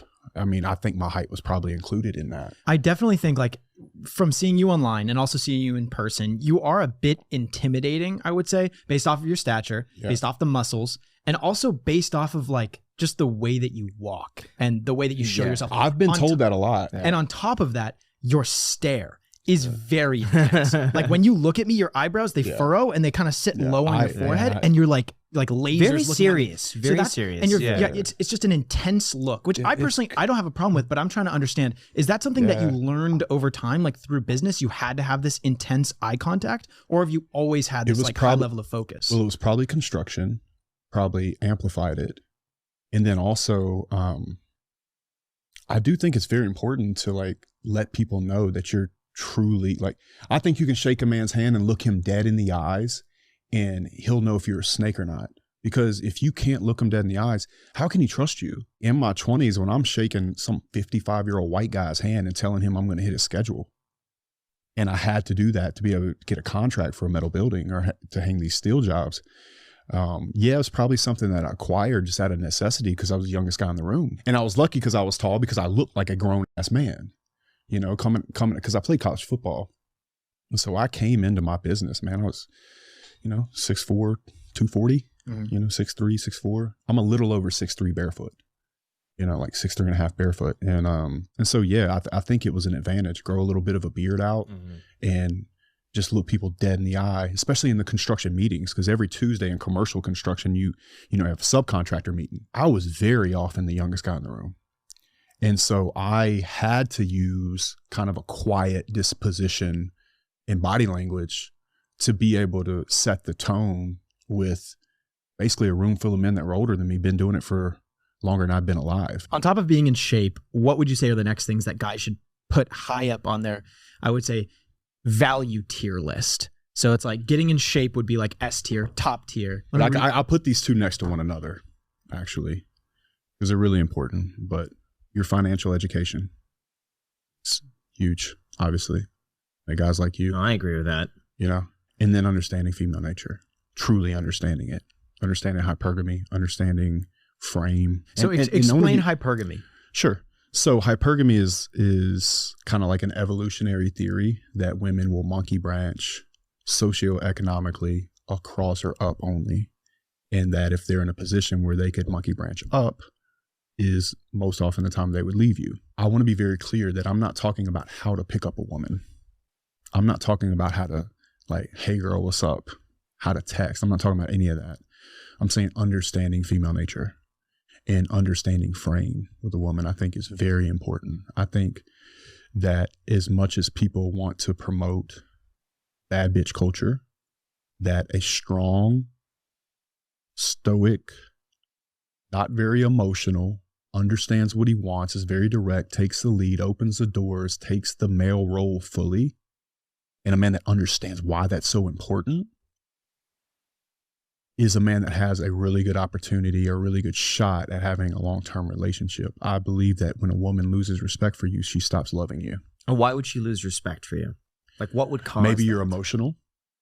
Maybe you don't provide in the way that you should. Maybe because you don't provide, she is having to go take on a masculine role out in society, possibly even working for another man. Now, I'm not saying there's anything wrong with a woman in the workplace. Clearly, you know how I feel about it. But I think you need to have a strong understanding of a woman in her actual true nature, not the agenda that's going on right now, but a woman's true nature. I think a woman that is not influenced by bad bitch culture or by promiscuous culture, etc., most often, most times, and even the girls that are strikingly beautiful that make a whole bunch of money, I think ultimately they'd like to find a man that they can look up to, that they can submit to, as unpopular as that might be, that they can support on his mission and be a support system to that mission. And they would like a man that would be a leader to them. And I think ultimately they would like to be a wife, and I think they'd like to raise children. I don't believe that a huge majority of women want to have these crazy careers. I think there's a lack of good men out there and they have no choice. Even the OnlyFans girls. One thing that I'm getting kind of stuck on out of all of that stuff would be the emotionless thing. Not emotionless. Or, okay, sure, maybe not emotionless, but not super emotional, right? Would not super, yeah. So, for example, if a woman knows that she can upset you easily and that you're going to show emotion and act like a child, I believe there should be a bit of dissonance between a man and a woman. Not that men are better, but she should look up to him in some way. Respect, right? If she can do the smallest thing and bring him down to almost a child level where they're going to argue, I don't argue with girls, ever. So what do you do if you get in a disagreement with someone that you're with? Then we can sit knee to knee and have an adult conversation. But there's going to be no yelling. So what's the difference between that and an argument? Is an argument a guy that punches a hole in a wall? Okay. A guy that slams a door. You know, a guy that can't sit and be with her. You know, if I'm with a girl, I look at it as my job to be her emotional, stable outlet. I've said on many podcasts, I believe a man's job is to be the mountain that a woman's emotional waves crash into. Women are more emotional than men. And when men start acting very emotional, in a lot of ways, I believe he's telling that woman that he can't emotionally handle the situation. And then she loses respect. Look, if he has a hard time at work or something's going wrong or he takes a loss, I don't think she's going to leave him. But I think if he acts like a child and very, very emotional, I think she'll start to get nervous and panic because obviously he cannot handle the situation. I do think it's very important for a man to be stoic. Am I saying that a man can't have feelings? No, I'm not. No, I'm not. I'm not saying that. But what I am saying is that he should be the strong one. I believe that the genders are different. They're equal in different ways, and what loads their value are completely different things. And I think that's completely okay. And I know that if there are more strong men out there, then women could allow themselves to let go and be more feminine. And that's why I really quite enjoy helping young men become strong in every way. What about the hypergamy aspect? Because it does seem like there is this narrative that women are just going to up and leave as soon as they could find something better. I don't think that's always true. Okay. But I do think frame is very important. Like very non-popular thing for me, I've said in the past, is that my girl doesn't go on girls' trips. You know, I'm not letting my girl go to Vegas and get drunk with a bunch of girls in a club when there's a bunch of dudes buying bottles all around them. Why would I put her in that position? So we had the same conversation with Fresh and Fit. Yep. I said that if my fiance wants to go with their friends, it's a birthday party and it's at a club, it's a girls thing, I wouldn't be bothered by it. Yeah. I think it really depends on the situation and the intentions. If it's like, hey, a random Friday night and it's like a recurring thing all the time, it's like, oh, but you're not invited, but there's going to be other guys, but you can't. Then you kind of feel that there's something maybe up. But I think there's so many innocent times where it's like, hey, just going out and having a good time. Yeah, cool, man. I mean, I think it's different strokes for different people. And I understand where you're coming from. And I don't think that you're wrong. For me, it's a no-go. Did you know what I've noticed? When I put hard lines in with a woman, particularly around even something like that, I find that they get really turned on by it. It's the weirdest thing. But I think it's the protective part that you're showing. And I think a lot of women want to be accounted for. To me, it seems like they want to be desired. And by you doing that or saying those things or putting that boundary, it to me conveys that you're valuing them and you don't want to lose them. And you want to protect it.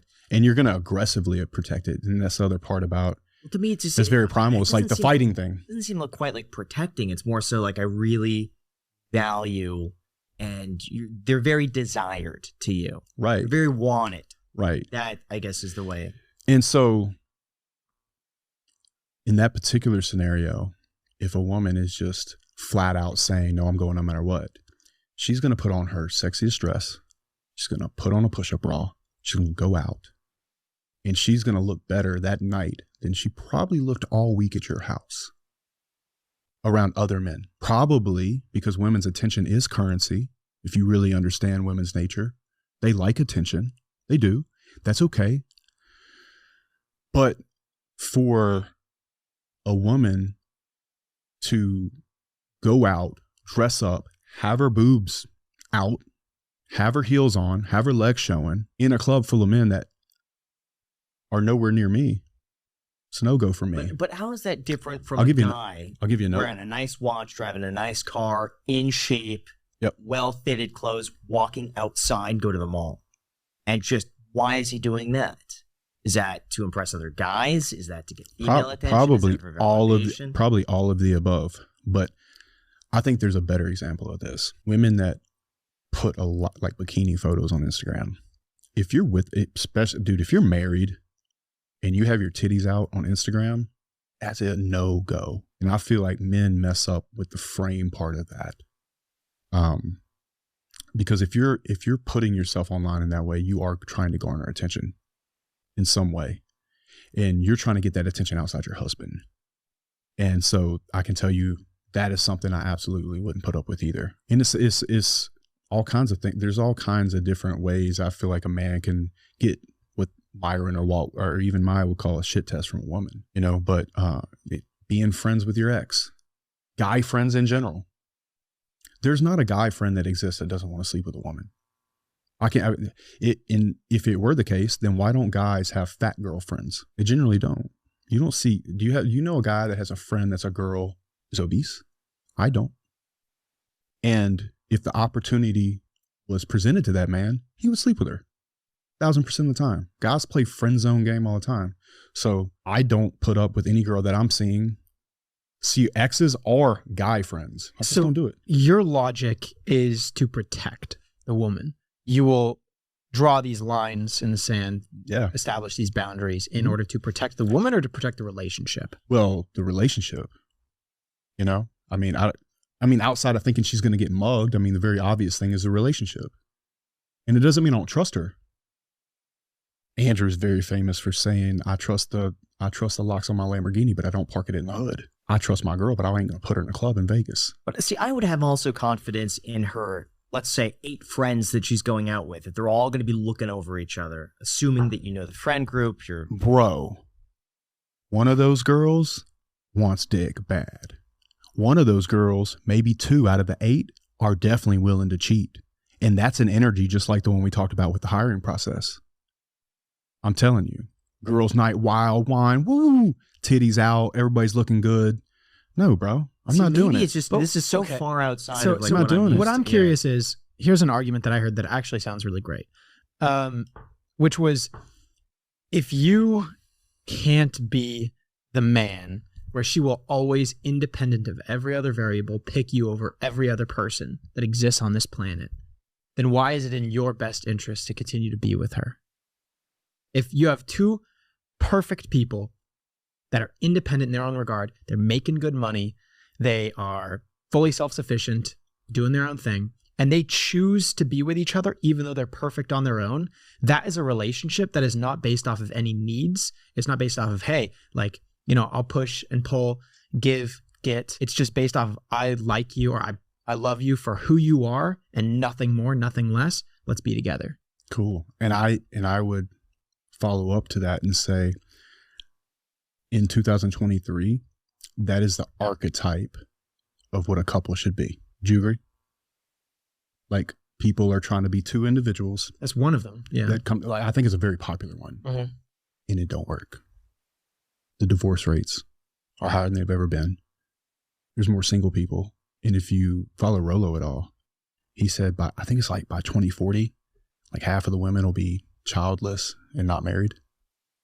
Doesn't work. Now, I do want to say the divorce rates, because that was something I've looked into in the past. Right. And I even go so far as to be like, statistically, what has the highest divorce rates? Usually it's marrying young, but it's also what raises it to the 50% is the second, third, fourth marriages, which have like an 80% failure rate. From what I've seen, people who have an education, who make a certain amount of money, I think it was more than like $80,000 a year, who marry above the age of 25, I think the divorce rate was more like 25, 30%. It's still high, but still less than the 50% when you account for all these other variables. Now, the other thing is that maybe they haven't been married long enough to see the divorce, but they are marrying later with a lower divorce rate so far from what we've seen. Either way, I do believe in gender roles, and I don't believe in suppressing a person, but I also believe in not setting them up to be put in a bad position.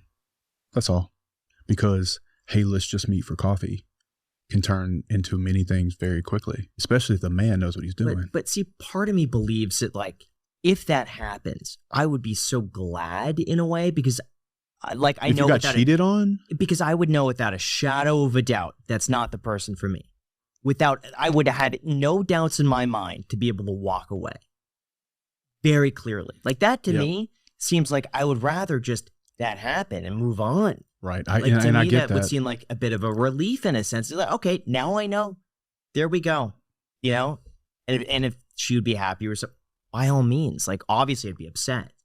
But to me, that would just be a clear signal that, hey, this wasn't meant to be. Yeah, I get it. I got a message from a guy today. He told me, he said, hey, man, my ex cheated with her ex-boyfriend. I got a DNA test, but she is pregnant with my child. Bro, how do you move forward in that? It goes from, hey, I'm gonna meet Kevin, to I cheated on you. I don't even know if this is your kid.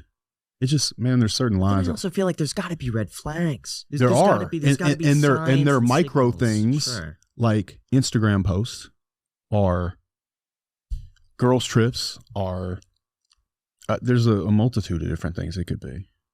Guy friends, or going to lunch with dudes. Like, there's no way. And listen, I'm not trying to be this chauvinistic asshole. I just believe that if you're firm in these things, women respect it. I guess I take the approach, if someone's going to cheat, they're going to cheat regardless. If you say you can't go to the club, they're going to find a way around it. If that's the objective. I think if a girl really, really, really loves you, she don't want to go anyway. I agree. But I don't want to go anyway. But I think there's also self-esteem issues. I think there could be issues in the relationship itself where she doesn't feel like she's connected. Now, I'm not saying this is justification, but I could see issues in a relationship that would prompt somebody to want to go and cheat. And that type of person who would go and cheat, instead of resolving those issues, I don't think is a person that I'd ever want to be involved with. So it just seems like to me that's a filter. Unfortunately, you have to go through the hard way and figuring out, hey, this is not what I want to be involved in. This person is not for me. I would also add to what you just said by saying women generally don't want space until they already have a foot out the door. And so that would be something to consider as well. Just knowing what it looks like, So that's my thoughts on it. It's been really good to me. Man, you'd be shocked. You can sit down with a girl, and when she sits down, she's damn near liberal or bad bitch all the way. And by the time I leave the date, she's very traditional. I've watched girls fall into the feminine frame right in front of me many, many times. A lot of women message me even now, and they say, look, I've watched you on podcasts and you've really helped me get in my feminine frame. You've made me a better wife. I get a bunch of messages from women like that, or asking me for advice because they're madly in love with their husband and he's maybe screwing up. And like, what can I do to wake them up? I really love them and believe in them. I think those are the best women ever, as long as they're not indirectly trying to hit on me. How are they screwing up? Like, in what sense? I'm just curious. I got one today, man. Yeah. It's a guy has an addiction problem, you know, and she really loves him and she really believes in him. And he told her that if they were to have a child, he thinks it would turn around. And I told her that that's not true, that having a child is not going to change his ways. And I went into fitness and I wrote her a couple paragraphs and then I sent her a voice memo about why I thought it was important that he gets sober, get in shape so he can have a clear mind. He probably does want to do better for you. He probably does want to have a family with you. But unless he gets sobered up a bit and gets into some kind of good physical condition, he'll never have the energy to do so, you know? And so I get messages like that quite a bit. And a lot of women just thank me for almost giving them permission to be what they already are, you know? And, you know, I think each relationship has its own rules and structures. I can tell you mine do. And they're traditional and non-traditional in a lot of ways, but there's no mistakes about who the leader is and where the frame is.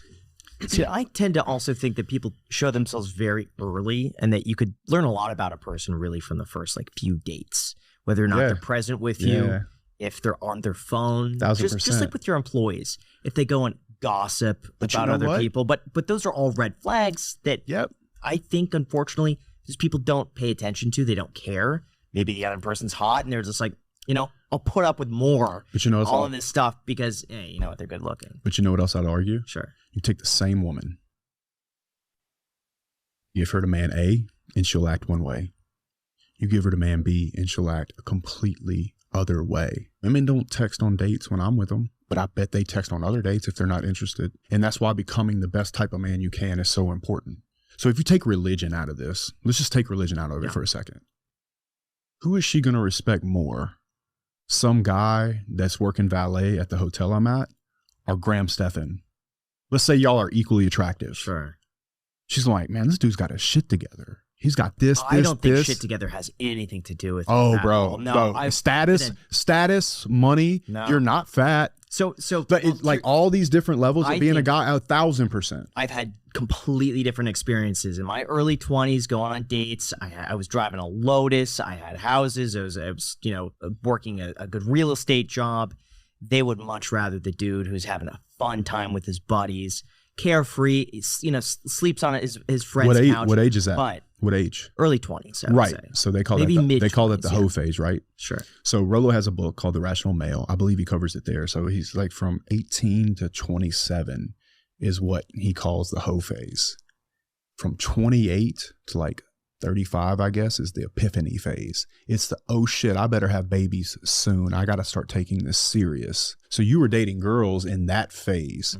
Girls were leaving you to have sex with athletes and chads and jocks and bad boys and all those other things.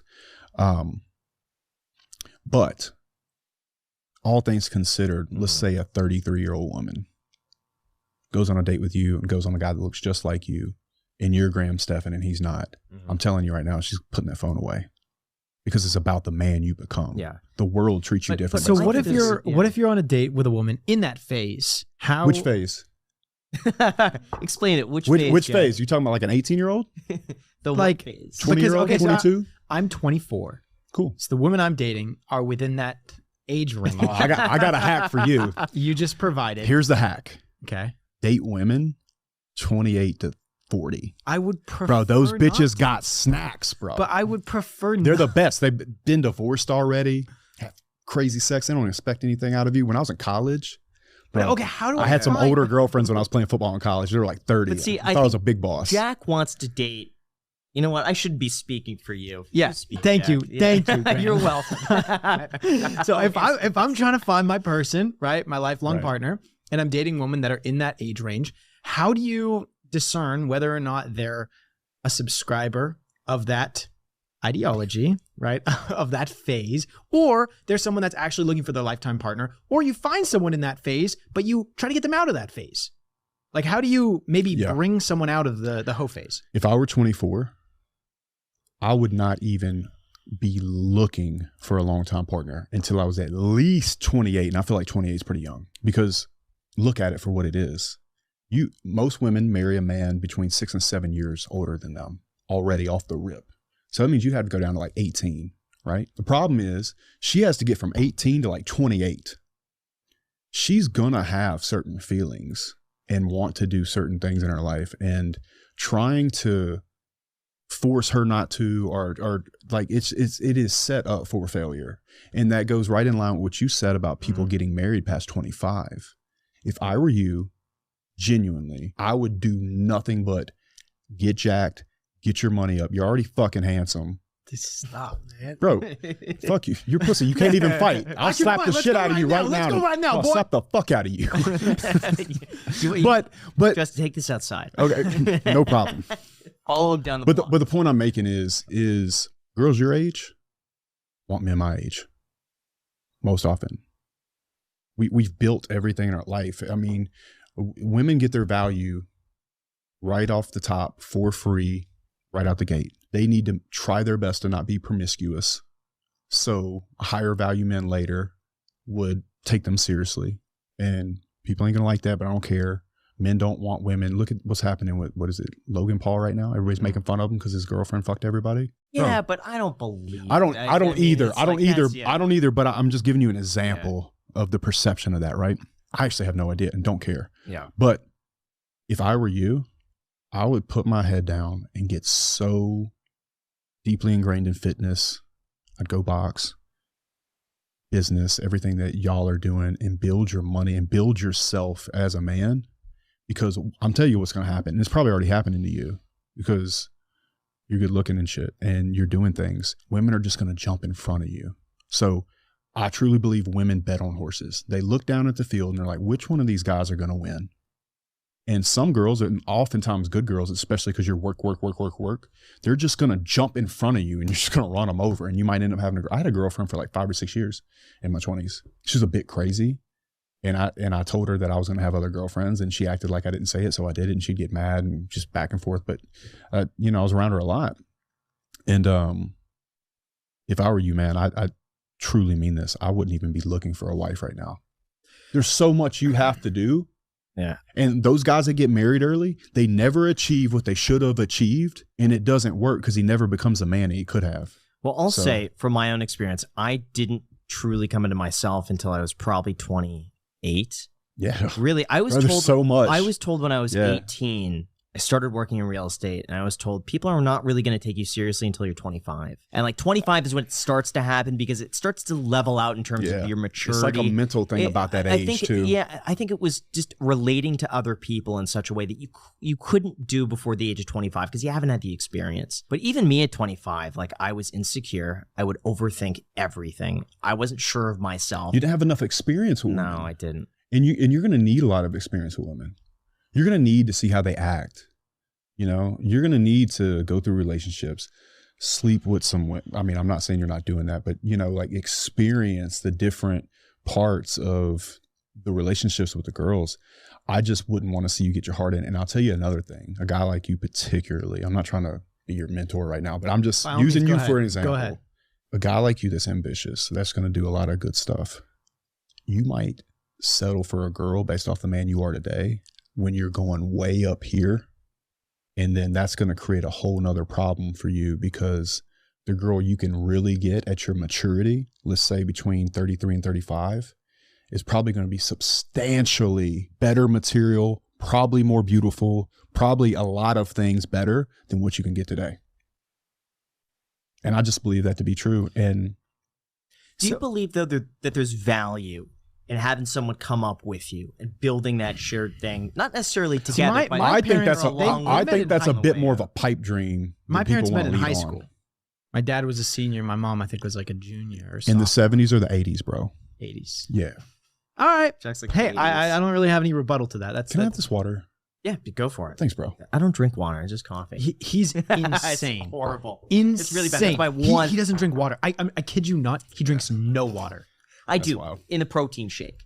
Okay. Just a protein shake, optimum nutrition. I don't know how he survives. That's wild, bro. It's coffee's water. Here's the thing about your parents, man. In the 80s, your dad might see one woman every now and then in a Walmart parking lot that's beautiful. Mm-hmm. He can live in the same town with her for the next 20 years and might not see her again.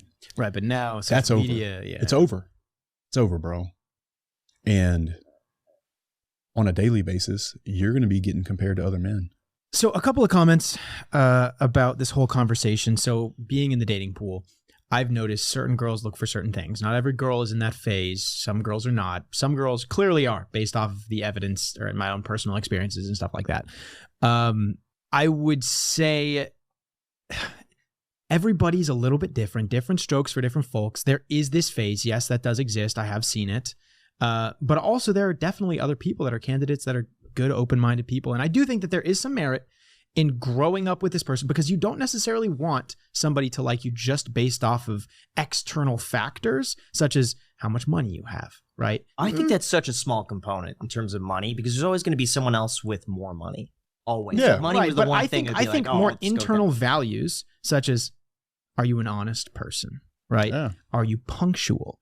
Can you rely on this person? Stuff like that are better and stronger foundations to build successful relationships off of, rather than other things that sure could be indicators of those traits, but such as wealth, such as, I don't know, maybe like fancy shoes and stuff like that, you know? On a scale of 1 to 100, what percentage, based off of where you believe you're going to land as a man, do you feel like you're already developed? I mean, that's funny, because when I was like 19, I thought I was at like 70. And I was just thinking about this a couple weeks ago. Just like a dickhead 19-year-old. Yep, what do you think now? I hope low. I hope I'm at 30, maybe 20. But realistically, I would say I'm at maybe 40. And there's a bunch of things that you don't know yet, myself included. I think it's best for a man to try to develop and really get a grip on his life, who he is, what he wants. Because all I want for anybody that either watches my content, or that's my kid, or for somebody I love or a friend, is for them to have choice. You know, and there's a lot of developing to do before you can even get to a place where you actually know what you want in the first place and what that looks like for you. You're going to change a lot in the next 5 years. I agree. Astronomically.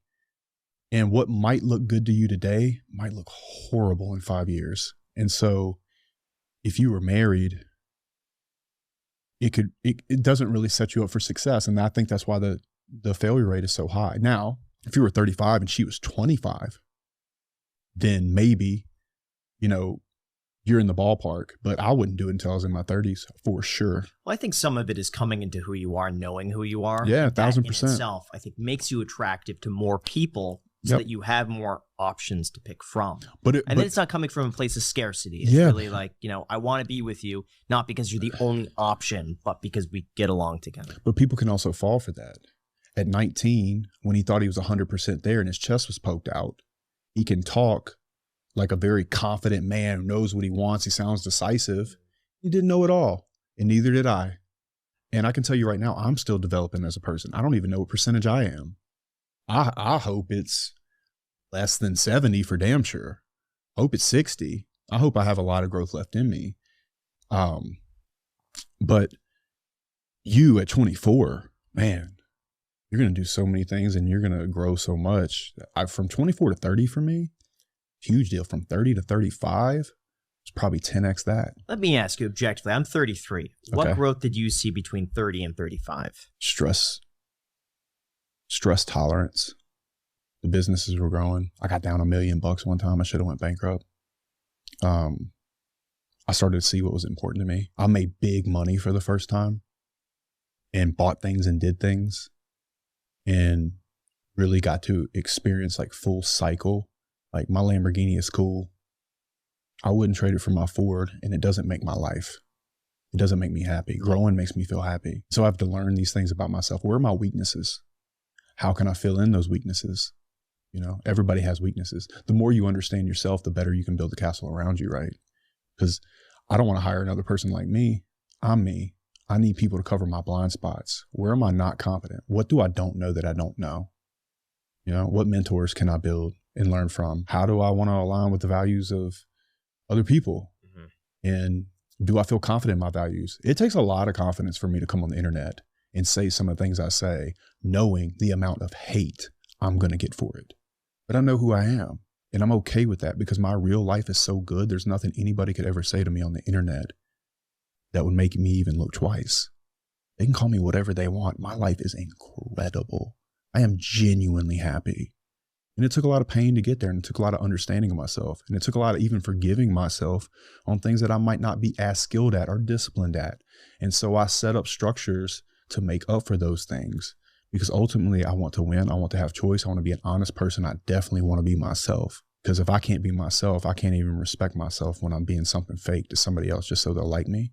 I'm one thing away from them not liking me anyway, so fuck them. Have you ever lost a job because someone sees you online, they see the company that you work with, and say, I don't want to do anything to do with this guy? Yeah, I've had that happen with, Andrew.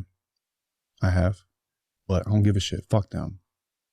Because for every person that hates me, I feel like I get 100x people that love me for who I actually am. Yeah, someone loving you for who you actually are is a lot more powerful than 100. One person hating you. Yeah.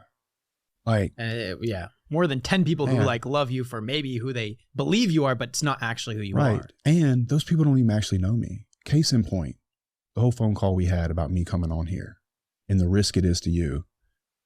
I respect that. I really do. I don't have a problem with it at all. I'm just glad I got the opportunity for you to get to know who I am. I'm sure there'll be a negative comment on the video if you post it. And if you don't, then I've still enjoyed the hell about spending time with you guys. And I've been wanting to meet you for a while. So it's good to me. But there's no way I can walk out of here and not know that I gave you myself. And as long as I give myself to you, whether you like it or not, I was true to myself. And I believe that if there's 8 billion people on the planet, bro, if I can have 2 billion people love me for who I actually am, other 6 billion can hate my fucking guts, because it's very rare that you have that many people or any amount of people actually love you for you actually are. And I sleep with no skeletons in my closet. And that's a very free feeling for me. And I'm able to tell people the truth all the way. There's a lot of people that live a life where they can't even be their full self because they're too scared about what other people are going to think of them. I can tell you, not having that feeling is like having a load taken off of you like nothing else. And a lot of people believe that there's nobody out there that'll love them for who they are, for whatever reason. And it's just not true. The good thing about 2023 is that you can go find a group of people that believe in what you believe, that you're kind of like your soul's aligned with. And once you have just a small group of people that love you in that way for exactly who you are, everything else would just be noise. And I am very lucky in that way. And I have genuine happiness because of it, because I don't have to lie to anybody. And I'm very grateful for that. I feel very lucky and very blessed to have that in my life. And I had to get to that. And it took me about 34 years to do it. What pushed you over the edge of getting to that? What happened at 34 where pushed you over the edge a little bit? I really struggled with guilt. All throughout my teens and 20s, I felt like I had to come out of the closet and tell everybody that I was not gay, but I really liked women.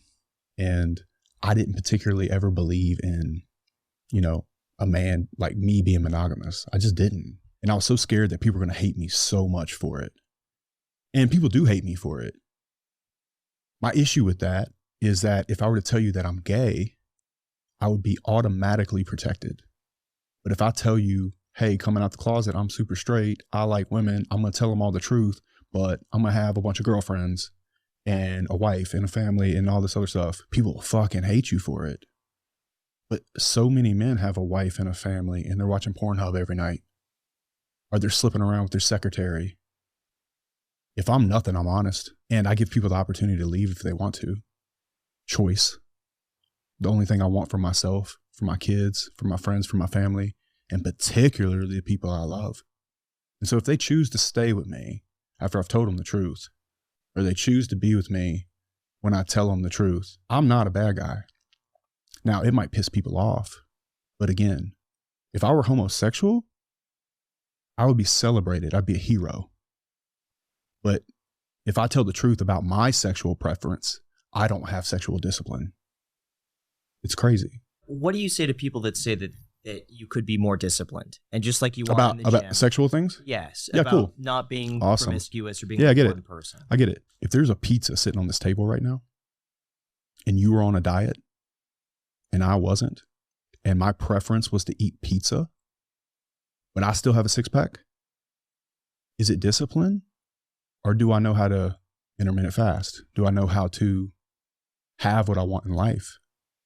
It's a preference. I'm not insecure. I don't need attention from, I like it. So you're saying because it's not hurting anybody, it's not hurting your wife, it's not hurting your girlfriends, they're all fine with it, right? There's no sacrifice that you're actually making aside from these other people's perceptions that you may not even care about in the first place. My wife, first of all, my wife helps. She's a fan. We bring girls around. You know? And by the way, before everybody starts hating on me, go get a man by himself and be like, yo, bro, if your wife said that you could bring a smoking hot 22-year-old blonde over and y'all could both do it, would you do it? If he tells you no, he's a fucking liar. You know what's a liar. Okay, I don't know, man. I will say that I couldn't do it. I'm like one person. Look, it's man.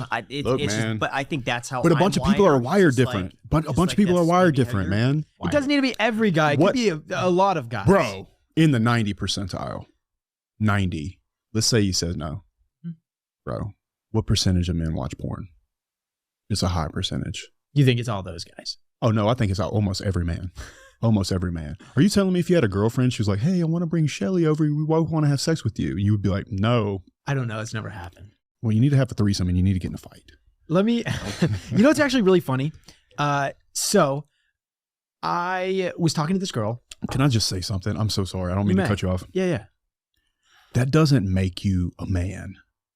Sleeping with a bunch of women doesn't make you a man. What makes you a man? What makes you a man is that you know who you are.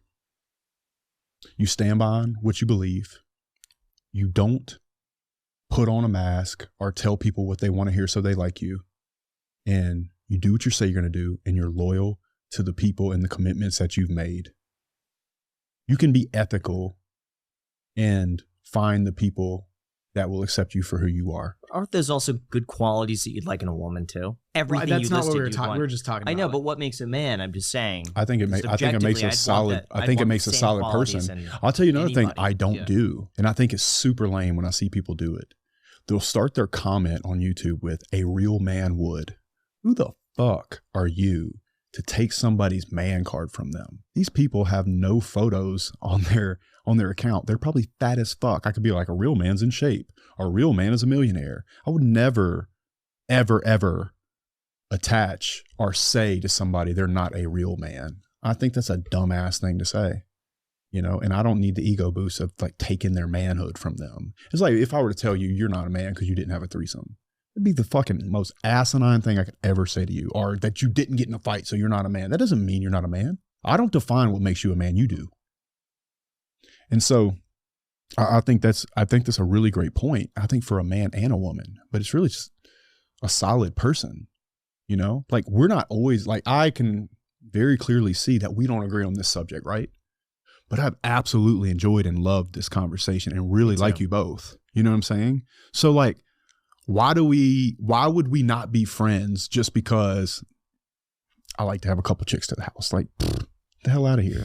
I'll also never stab you in the back in a deal. I'll tell you another thing I'll never do. I'll never look at your wife crooked or do anything other than say, Graham is a fucking man when you go take a piss.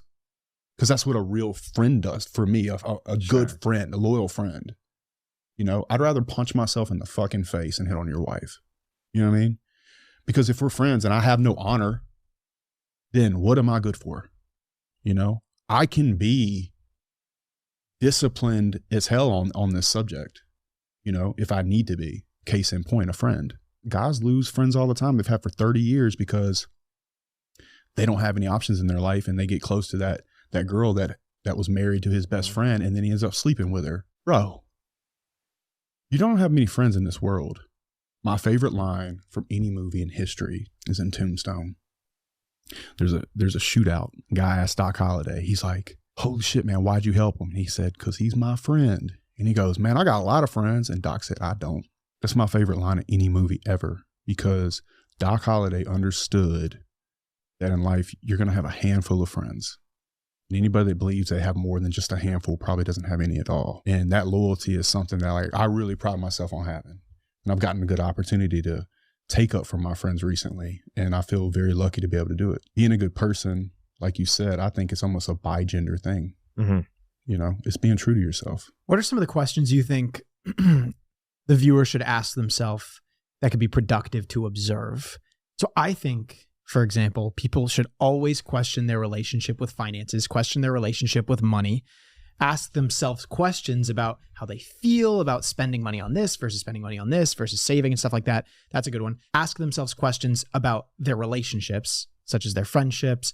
Why do they value their friends? What do they value in their friends? Are those good values, period? People that they're dating, parents, etc. What are questions you think the viewer should be asking themselves if they want to be productive? I think all of those things that you just said are incredible. I think that some of the questions should be based off of where you are in your life. Like every person has a life cycle. Every business has a life cycle. Every career has a life cycle. I would ask myself,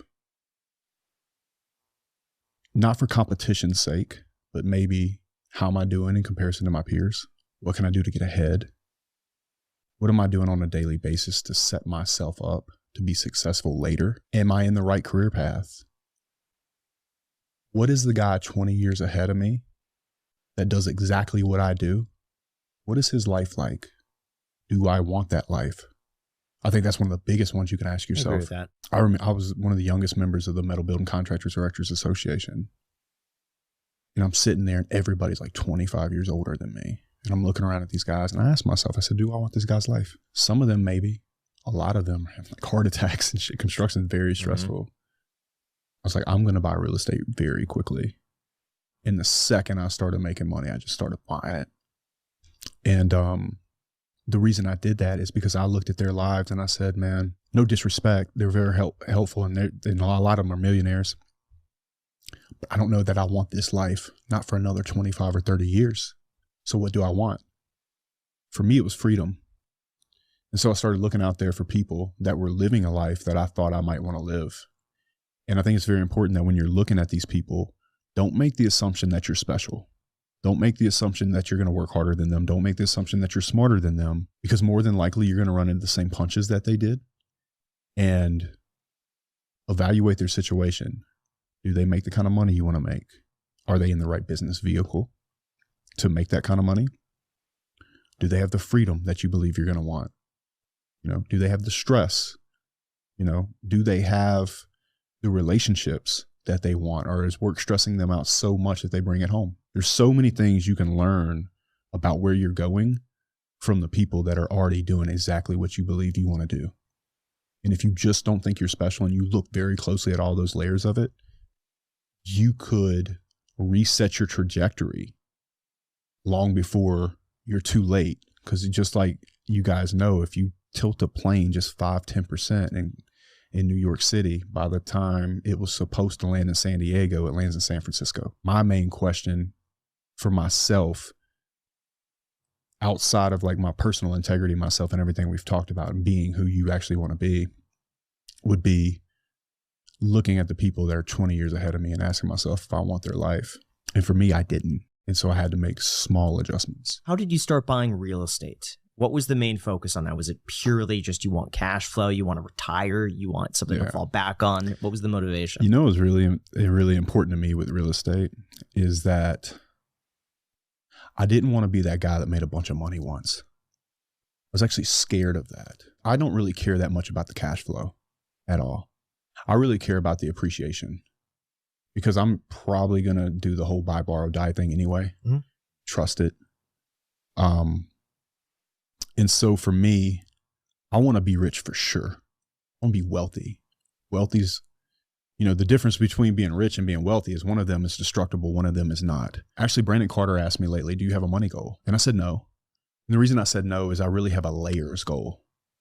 I want layer on top of layer on top of layer on top of layer of income. That way I know that no matter what happens in any climate, any condition, anything that comes up for me, I'm impenetrable. So I'm curious what that is, like what your definition of wealth is and what that income layer is for you. Well, as far as income goes, I mean, to be quite honest, I don't need to make hundreds of millions of dollars. I probably will. at the rate that I'm going, and I plan to develop more and do more things because I genuinely like the game and the chase and the climb of business. But I think the happiness thing, I think they've done studies on this. It's like somewhere at like $2 million a year, you're not much happier until you get to like maybe like something stupid like 10. And then that amount of happiness is super small. That was Ty Lopez. Yeah. I learned more about that from Ty Lopez than I have from anyone else. He said that you don't want to be the dude making like $20, $30 million a year, because that person's taking all the hits, they're taking all the criticism, they're taking all the liability. Yeah. It's the people making 1 to 3 that have the best work-life balance. They're making enough to pretty much buy whatever they want, but they're flying under the radar in terms of, being a punching bag. Right. Taking on. He said that most people were the happiest in terms of that upper bracket, 1 to 3. Yeah. So what is it for you? Last year I made about 5. And you know what's very humbling about that to me? I met guys like Ed Marlette. Dude has an island. You know what I mean? Like, somebody told me the other day, it was a negative comment. They said something along the lines of like, you're not any effing Elon Musk or Steve Jobs. And I said, you know what? You're absolutely right. And I think that it's important for the young people to really understand this, is that there is such a huge gap between me and that person. That person, let's say they make $75K a year and I make my 5 million or whatever I make, or 3 million or 4 or 7 or whatever it is, below 10. I might never be Steve Jobs, 100 million, 200 million, billionaire, Amazon, right?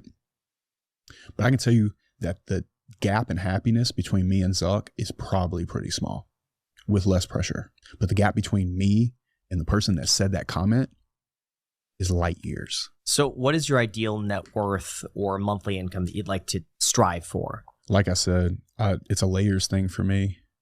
I'd love to keep making what I'm making right now. Sometimes I pitch myself and I'm like, man, there's no way I can keep doing this forever. Because one of my main businesses in this prime, the steel company, and everything we're doing online, it keeps growing and growing and growing. The real estate portfolio. Can you share how that's broken down? If you have, as Jack says, a pie chart. Yeah. You have your income. How is that broken down between the businesses? I'll make around 4 in construction, and I'll make 1 to 1.5 on the internet. And then I'm pushing everything back into the properties because I don't like the debt atmosphere right now. So I want to drive as much equity as we can into the properties to reduce the impact of debt service at 6% rates or an 8% rate. And then some people are holding IO for us. There's a balloon coming up, and I want to be very, very equity strong when that refinance comes. Sure. Now, why would you make less in the construction business? Because it seems to me that I make more. I make the most in construction. Yeah, but I'm just saying, like, over time, over the next 10 years, because you're afraid of just making it once. I'll tell you. That to me seems very stable. Such a long-standing career. I'll tell you why. Is I don't think construction is brick and mortar. It's not near as explosive as the internet. And it's also very eat what you kill. I don't think I'll ever start another business where I don't get a lifetime return on investment of energy, or at least a very long one, right? So let's say you hold a property for 20 years and maybe you exit, or you hold and borrow against the equity. Insurance company would be a great example. Like I've talked to Ed about possibly starting an insurance company myself, because once you get a client, you're going to have them for quite a while. Construction is very much bid, hope you make money one time, then hunt. I don't think I'll start another business that is one hunt, one kill, and then back to hunting ever again. Seems like you do really well training people how to do construction, or some sort of learning, some sort of online, education company on. Kind of like Gym Launch, but for construction? Yeah, because as far as I'm aware, that doesn't really exist. Like a network of contractors, people that want to get into the trades. Like if I want to be an electrician, I'm sure it exists, I'm just not aware of it. I would love a community of other like-minded electricians that we could work together, grow together. If I get a referral, I just don't have the time. I could bid it out to someone else. I could refer that. If it's in a different area, there's a network of just bringing people in. Those I think people that would be so valuable. Those people exist. Those groups exist. They're just in person. Okay. And they're ran by like 60-year-old white men. Yeah. I mean, so why don't you, it seems like to me that's your perfect business. Well, I'll tell you why. Is because there's a lot of growing pains in construction. And then also right now, as for now, Andrew and I made a deal that we would work together on what we're working on. And so I'm not going to go back on that deal. You know, he's been really good to me. We're a team. And that's how I look at it. So it's a very easy decision for me not to do it. I get asked to do it all the time. And I do think I'd make a shit ton of money. But there's other ways to make other businesses. And one thing that I really like about the social media thing is that I'm acquiring very, very good talent. And what I love about having a brand is it creates a whole different relationship from the start of working with somebody. Previously, in my old life, if somebody came to work for me, it was very much kind of I don't want to say mercenary, completely different from the people that want to come work for me now, because they know who I am. They know what I'm about.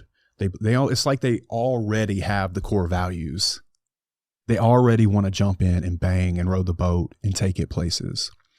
They already actually like the guy they're working for, which is a very uncommon situation in this world. And so if I can keep acquiring talent off the internet, if I can continue to buy properties, if I can continue to work with people I care about, and there's a purpose and a mission behind it, you know what's so crazy to me is that I get stopped like 20, 30 times a day for photos now, which is very new to me. But what I've noticed about it is instead of saying, hey, like an athlete or an actor, hey, I saw you on the show, or hey, you know, I see that you play for the Dodgers. They're stopping to tell me, you changed my life. What you say matters. And I enjoy being a part of that movement.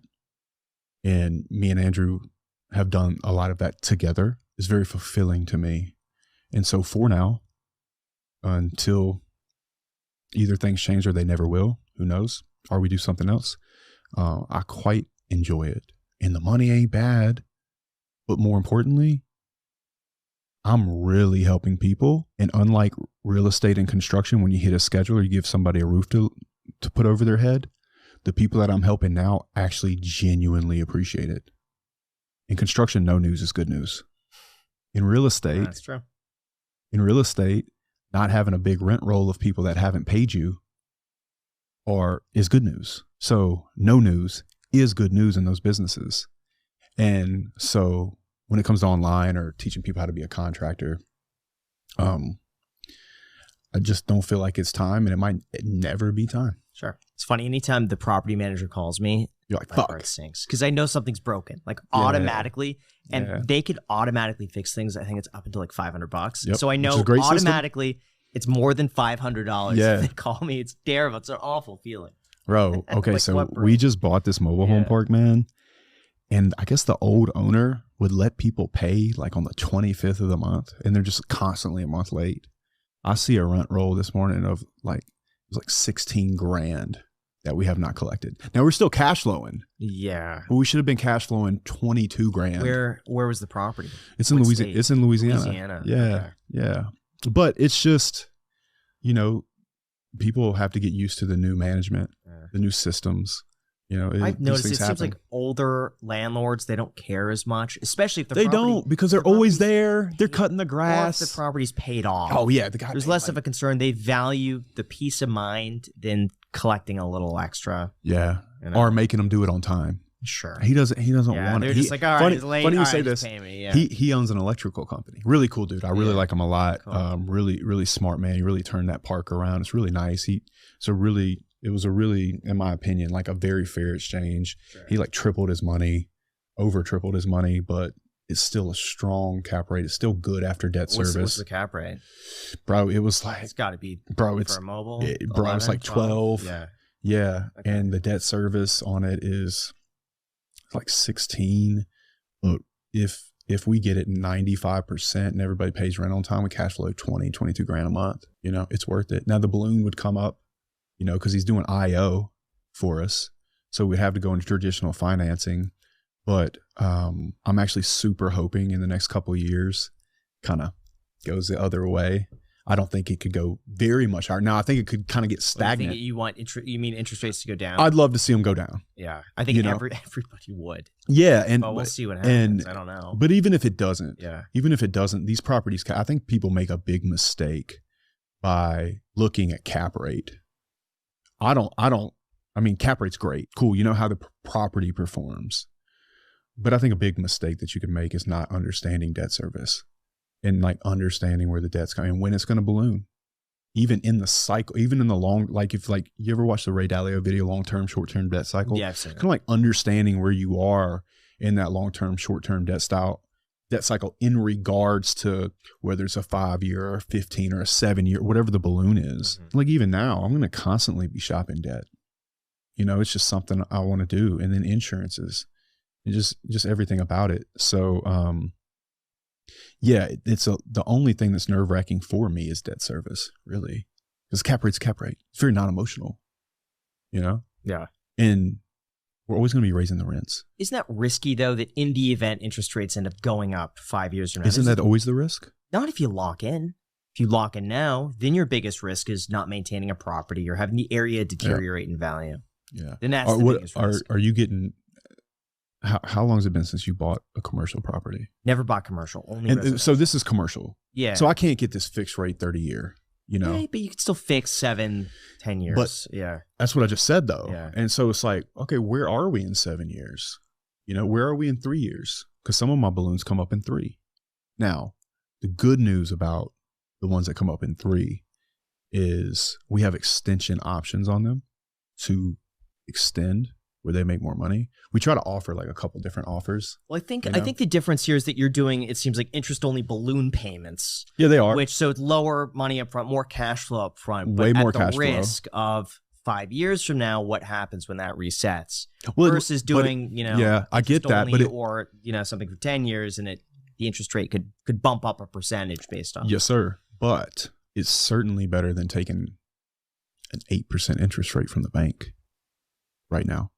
Because I believe, if I had to bet, now I'm not super bullish on this, but I think after the election, and I don't think it's going to be a lot, just a little bit, like a point or two. But that point or two is huge. People don't understand how 1 point is to a property. 1 percentage point. And to lock that in, I think there's been analysis. I think 1 percentage point equates on average, it's between 8 to 12% of a property's value. Yeah, which is crazy. Yeah. So $1 million, 1%, all of a sudden it's $100,000 off. One thing that I'm making for certain that I'm doing is that I have no refinance penalties. And that makes me feel good because I do believe and I'm also telling the banks, like, listen, you're giving me this loan. You're not giving me a penalty. I want to refinance with you. Just give me the going rate, what's out there right now. So we'll see, but I'm very excited about it. They cash flow. There's definitely work to be done. There was some I bought 64 apartments in December, and there's definitely CapEx. The mobile home parks that we have in Ohio are doing well, and I feel good about that. And it's really just about getting all the systems all the way in. Yeah. And getting the plane off the ground, man. Now, here's an interesting question, because you grew up in a trailer park, right? Yeah, I lived in 4 on it, so I lived in them on and off. Yeah. What is that like for you owning a trailer park, having grown up in one? There's a country music song called "I'm Gonna Be Somebody Someday." One of the first things I did was get in my truck and drive through that park, listening to that song. You ever heard it? No. Oh yeah, you should. You should. It was good for my soul, man. It was everything I'd ever dreamed of. Like I always dreamed of, making enough money where I could buy real estate. I own the neighborhood, bro. I own all of it. There's 60 trailers in there. And I see all those mailboxes. I own this place. It's not even about the money. Yeah. I'm not even pocketing the money. It's about the achievement, to me. And the fact that I know that I'm taking care of my future in such a solid way, with such a solid asset. You can touch it. I have plenty of crypto. Mm-hmm. But I'm not as proud of my crypto as I am my real estate. Yeah. Because it was always my goal. Before YouTube got big, real estate was like bigger pockets. Mm-hmm. You watched your stuff. It was the only it was the only thing I knew. And people forget this when we talk about subscription-based models. Real estate is the OG of the subscription-based model. It's like the OG. Yeah. And I don't even meet many people in the self-development space or people that want to get better that don't say they want to own real estate. I actually did it. It means so much to me, and it's completely non-monetary. Do you ever see kids in the trailer park and think, that was me at one point and want to help them out? I have that moment. Yeah. I have that moment. I don't really think I'm open to helping them. Mm-hmm. I remember that, and also have the thought they can get out of here, and it's up to them to realize that or not. If they were to come up to me and ask me, which one thing that I haven't experienced yet is that one of my tenants know me, with a lot of people that know me now. I'm sure it's going to happen, and I can't wait to unload onto that, because it's probably going to be a young man, right? I can't wait to sit them down and tell them. I'll sit right there on that porch with them and tell them they can do it, because I believe it.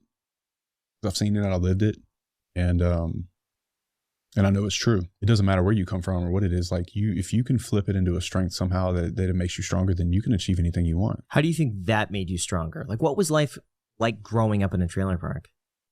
How was that different from an apartment or a house? I lived in bad apartments too. Remember when I told you I lived in a neighborhood where I was kind of the only white kid? Mm-hmm. That's why I'll never let a person tell me that race is the reason why they can't make it. Because I know too many people of too many different nationalities. And I believe that real love is dark. And if you really love somebody, you'll shake them and tell them the truth, even at the expense of them getting upset with you. I'll never let them say that because they're short or tall or Muslim or Christian or atheist or black or white or Spanish that they can't achieve what they want to achieve in life. Because I believe that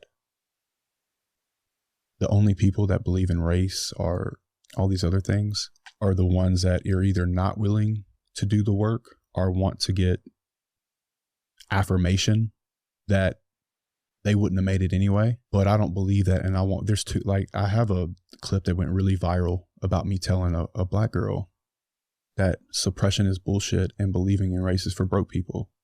And I got a lot of support from the black community because of it. And my point is there's too many young black men that follow me, that look to me for advice. There's no fucking way I'm going to let you sit here and say that, not in front of me. These young men can do it.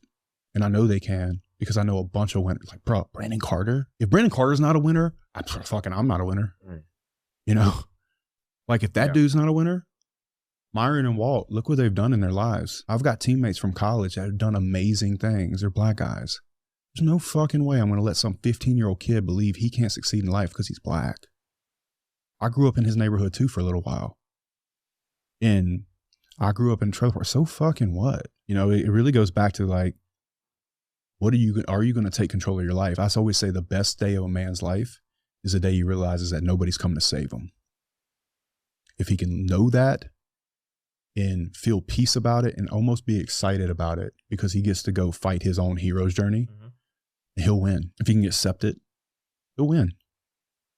Because you take entire responsibility for your life. Too many people give up responsibility in their life so they can point the finger at somebody else. If you take all of it, even when it's not your fault, I've had to do this so many times, particularly around hiring. You take responsibility for everything, regardless of whose fault it is, or the market, or a race, or religion, or who's president. I don't give a fuck who's president. I'm going to win no matter what. Your blind grandmother could be president. I'm going to win. I'm going to get up. I'm going to go to work. I'm going to do the same thing I did yesterday. Because I know what I'm going to do. I agree with that.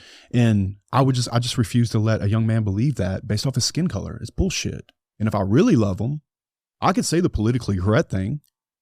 Yeah, I know. You're so suppressed. It's so sad. Bullshit, bro. You can win. And I'm not going to sit here. You can get mad at me if you want, but I love you enough to tell you the truth, because that is the truth. And I know too many winners of all ethnicities, all races, religions, for me to say anything else. And it goes right back to that thing about being true to yourself. I'm not going to sit there and let him believe a lie. Not if I can help it. Because a lot of people have relationships where a guy's fucking up in their life and they're supposed to be friends. That guy walks out of the house at let's say a group setting, and they talk about how that guy's fucking up. That's not love. Love is taking that motherfucker in the back room and be like, hey, bro, you're fucking up. And I don't care if you're mad at me. You need to fix this shit now. And you'll stand in the fire of him being angry with you and you don't give a shit because you actually love him. That's what love looks like to me. And that's why I always say real love is dark. You know, I'll tell you another thing. If we're in a, let's say I just said this to Ryan today. Let's say me and you are in a real estate deal and I disagree with you on a subject. I'm not going to disagree with you in front of him. I'll wait until it's just me and you. And I'll ruthlessly take up for you. Because back to the loyalty thing, back to the Doc Holliday thing. I got a bunch of friends. I don't have a bunch of friends. I got a handful of friends that put on the line for each other, man. So I think that's good etiquette. Was it Dave Ramsey? We were talking about. You met Dave Ramsey? Yeah, we did. How was We're that? actually going back in less than a month. Did y'all argue? Little bit. We really. had a conversation. No, dude, he was we had a clip amazing. that he went cool? pretty. Yeah, he's amazing. He's awesome. Dave is the nicest guy. Like I was starstruck to see him. I got this super so cool. You know, it's really funny because of like the way that like I'm looked at online sometimes. There's people that I assume will hate me. Dave Ramsey's on that list. And then I have a list of people that I really hope I meet them before they get an opinion of me. Theo Von's number one. Because, I mean, bro, we're both from, I fucking love Theo Von. And I'm like, I saw him when he was here in Vegas. Yeah, I'm like, hilarious. Please let me meet Theo Von so we can talk about white trash shit and bologna sandwiches on trailer park porches and alligators and shit like that before he sees some dumb clip of somebody saying I'm a dickhead. So that's all. Yeah. There's definitely lists. Like, do you have like a list of people you want to meet that you've not met yet? Oh yeah. We have a whole Steve-O is on that list. Really want to meet Steve. Bro, I bet he's cool as fuck, bro. Rob Deerdick.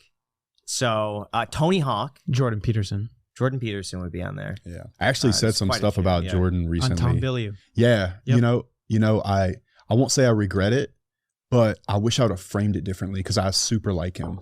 And I think he's done a lot for society. I think it did come off as though you do like him. So that was just me as a casual viewer. It did seem like you like him. It was just the fact that you disagreed with some way that you could have understood what he did as hypocrisy. Yeah. And I did feel that way a bit. And also I just that morning watched a video because I brought it up. And that's actually what I don't like about it. Because I think he's a great man. And I brought it up. And that's kind of what I don't like about it. But I was watching a video. I watched a video about something he was saying about Tate that morning. It was just on my mind. And I thought to myself, I'm like, this guy definitely knows him. You know? But, you know, it is what it is. If I saw Jordan Peterson, I'd tell him how fucking great he is. I mean, he's a very impactful man. And I think he's helped a lot of people. And I really respect him a lot. I think Tom Bilyeu articulated very well the level of stress and struggle that Jordan Peterson had gone through before he resulted to going on antidepressants and stuff like that, which is like, I mean, impossible to conceptualize. But then also, in all fairness, who the fuck am I to say that he can't get on? Life is hard, bro. If antidepressants helped him, I'm not here to judge him. I'm not fucking Jesus. You know what I mean? Like, I think that's a great motto to live by, and it's something I've learned where like beforehand when I was 19 and I thought I knew who I was and who I would be, I would think, no, I know what's best for other people. That's what I don't like about it. And I have the ability to judge other people because I think I know more than they do. But then in the past couple of years, I've had like dose after dose after dose of like, oh, this is kind of what life is like. And it's honestly hard, bro. Opened my brain and removed the capability of judging people. Not entirely, of course, because everyone judges people. It's just human nature, right? But like for the most part, yes. Well, I think it's speaking negatively or speaking on someone else. And that was my point with Dave Ramsey. I think, and you would have been in the room, and if it wasn't him, I apologize. We were talking about managing style, and he said one of his biggest regrets early in his career was that he spoke negatively to an employee that they were doing a bad job in front of other people. And he should have done that in private. And it wasn't in front of like a large room. Doesn't matter. I think it was just in front of other people. And this was early in his career, and he apologized to that employee later on and corrected the behavior. But I think it's speaking on other people, on public matters that are maybe for them a little bit more private. Exactly. And that's what I actually don't like about it, regardless of my opinion, because I respect the man. I actually like Michaela. You know what I'm saying? I would love to have her on the podcast. Oh, she asked me to come on. She asked you to come on? Yeah, she did. No, I think it's a sneak attack. I think she saw what I said. So I told her I want to talk to her because I wanted to clear this up with her because I actually respect the girl and I like her and I like Jordan. Yeah, just be upfront. And well, I wanted to get her on the phone, but she was kind of cold with me. She's kind of like, oh, we'll just email. I'm just like, sneak attack. It might be worth it. I would do it. Yeah. And just be upfront. Maybe so. Maybe so, man. I've said things online before that great learning experience and just something that, hey, 10 years from now, you're going to look back. I'm not scared of it. Yeah. Here's what I don't want. My goal is to love some people. And in the past couple of years, I've gone on a lot of shows where it turns into like this angry thing. Bro, I ain't an angry person. Those podcasts will make you sound angry. And I also talk a certain way. You know, I talk kind of aggressively. I curse a lot, you know, and I just want to have good relationship with people. It's particularly people where, you know, I respect her dad. You know, I don't like what he said about my friend, but that doesn't make me a person that should be judging him. And that's what I don't like. And I brought it up. You know what I mean? But any man that can self-reflect at all should be able to say that publicly. I don't have any issue with that, man. I know who I am. And I like the girl. I think she's cool. You know, I've spoken to her previously and I found her to be really cool, man. So maybe I will. Maybe I'll just reach out to her and just tell her. Yeah, man. And at the very least, you hear a different perspective. And that's something that I've been really pushing myself on, is to hear out other perspectives and pick and choose the things that I resonate myself and then incorporate them into my own life. Yeah. And that's something that I've been definitely exploring. You've been doing a good job. Let me just take 1 minute right here. No, we don't need a minute. No, 10 seconds. Because when I met Graham, and for the first couple of years I knew him, he was so in his own lane and very, very, very just like stubborn. Just like headstrong. He knows who he is. These are his opinions and values, and no one can inflict any of their like opinions or values onto him. But recently, he's been doing a very good job at being truly open-minded. I'm very happy for him. It's actually super easy for me to do it. Yeah. But on some of those shows, it's not. You know, to hear somebody out. Mm-hmm. Yeah. But coming on these types of podcasts, and again, I can't emphasize enough, I'm so grateful to the guys that believed in me in the beginning and brought me on their shows, and I will continue to go on their shows. I would just like to represent myself holistically. That's all I'm saying. I do think it's okay to be strong and know what you're about and know what you believe in and not have to shit on people. That's all. Let me ask you this. What would you improve about the red pill space? Where do you think the weaknesses are there that you could help better? There are some really good women in this world. Really good women, trustworthy, loyal, good mothers, you know, intelligent, can help you make money. And I'm not saying the red pill space doesn't say that, but I think by and largely there's a feeling that women are not as smart or they're not as good as men. And I think that men and women are equal because we won't have any humans without women, but in completely different ways in what they bring to the table. And I don't have a problem with that. You know, I really don't. And I think sometimes based on how some of the conversations go, and I'm not talking about fresh and fit, I'm talking about like the red pill space that doesn't get projected. I don't feel that gets projected in the correct way. And you ever heard of red pill rage? No. Red pill rage is this thing that men go through when they get red pilled because they realize and they can see things they've never seen before. It's a very real thing. I felt a little bit of it before. And I think the full maturity of that is getting to the other side of that, you know, anger when you find out that maybe girls might act a certain way or maybe certain things that but like a lot of guys get really, really hurt and damaged because they bring flowers. They do everything she said. They're a simp. They have no frame. They've watched too many rom-coms and they think that's how love works. And it doesn't. Not in the real world. And they get really upset when they lose that girl or they can't even get that girl. And she goes for the asshole guy. And when they start to understand some of the things that the red pill space teaches, which by the way is super, super important, right up there with understanding money, is female nature to me after fitness. Then they get a little angry and bitter and upset about that. But I think the full maturity of it is to let them know that there are really good women out there and that you can have a good relationship, and all women aren't hoes and all women aren't trash. And a lot of them you can work with and make money with because they're smart. My issue with it, what I think that they could improve on, is similar to what you said. Like the way that they say things implies, and there's a bit of a subtext of like females or women being like inferior. You know what I mean? Like they're not explicitly saying it, but subconsciously that would be the way language bad. That women are bad. They're bad. Like language, I think Tom Bilyeu said this, or maybe it was Hormozy. Language is how you understand the words. Hormozy is second on my list behind Theo of guys I want to meet before they don't like me. Yeah. Dude, I think he's a shit. I think he's cool amazing. as fuck. Yeah. But language is... And his wife too. That's a great example. Layla is amazing. Layla's awesome. Bro. Yeah, she's incredible. Bro, she's a beast. 100%.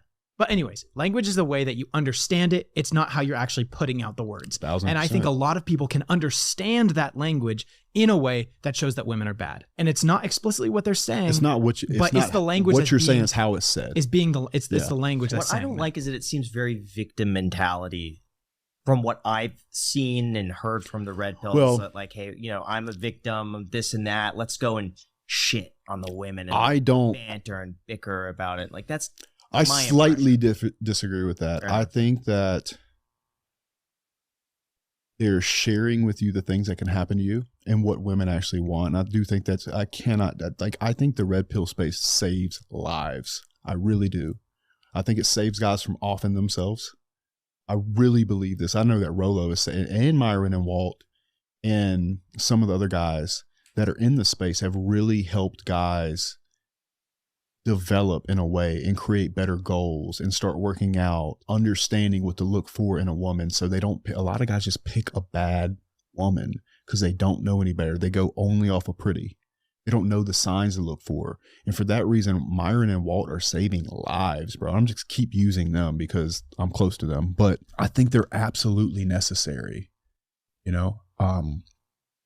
That said, it wouldn't feel right to me to not give the other side of red pill rage and what my experiences have been. And the only thing they can say to me at that point, it's because you're a Chad. Okay, cool, bro. But I know a bunch of guys that aren't Chads that have really good relationships with women. There's a lot of good ones out there. You just need to know where to look and to find them and how to set your frame up with them. And you also have to maximize every part of your life so you're in a position where she wants to get inside your frame. Because I think that's mostly what it's about, a woman wanting to be inside the frame of a man. One thing that you said that actually was really interesting is that you don't need to have game. You don't need to be able to spit. You don't need to be able to be smooth with your words and pick up girls and stuff like that. But you need to just be that guy.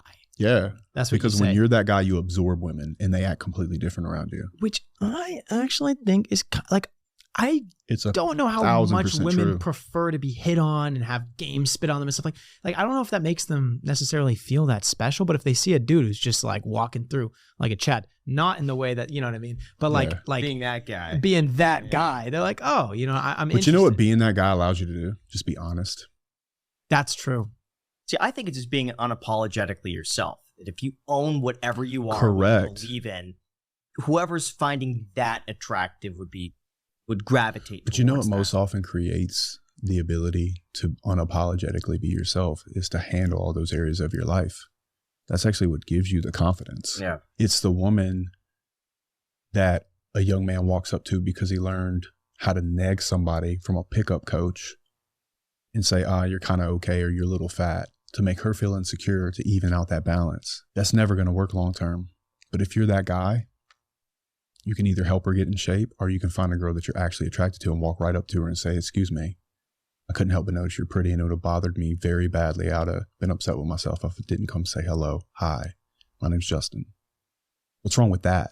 Because the truth of the matter is, if you're going to DM a girl and say, hey, I think you're beautiful, let's go get a drink, or whatever that is, or Miami or whatever, 100 guys a day tell her that, and they're not that guy.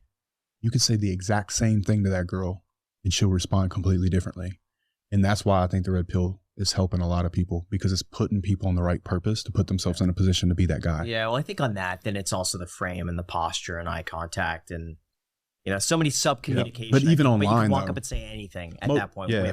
Exactly. I made the joke on I think I said it on Fresh and Fit. I said, like, bro, I can literally, you could take a guy who has not taken care of his business in life, right?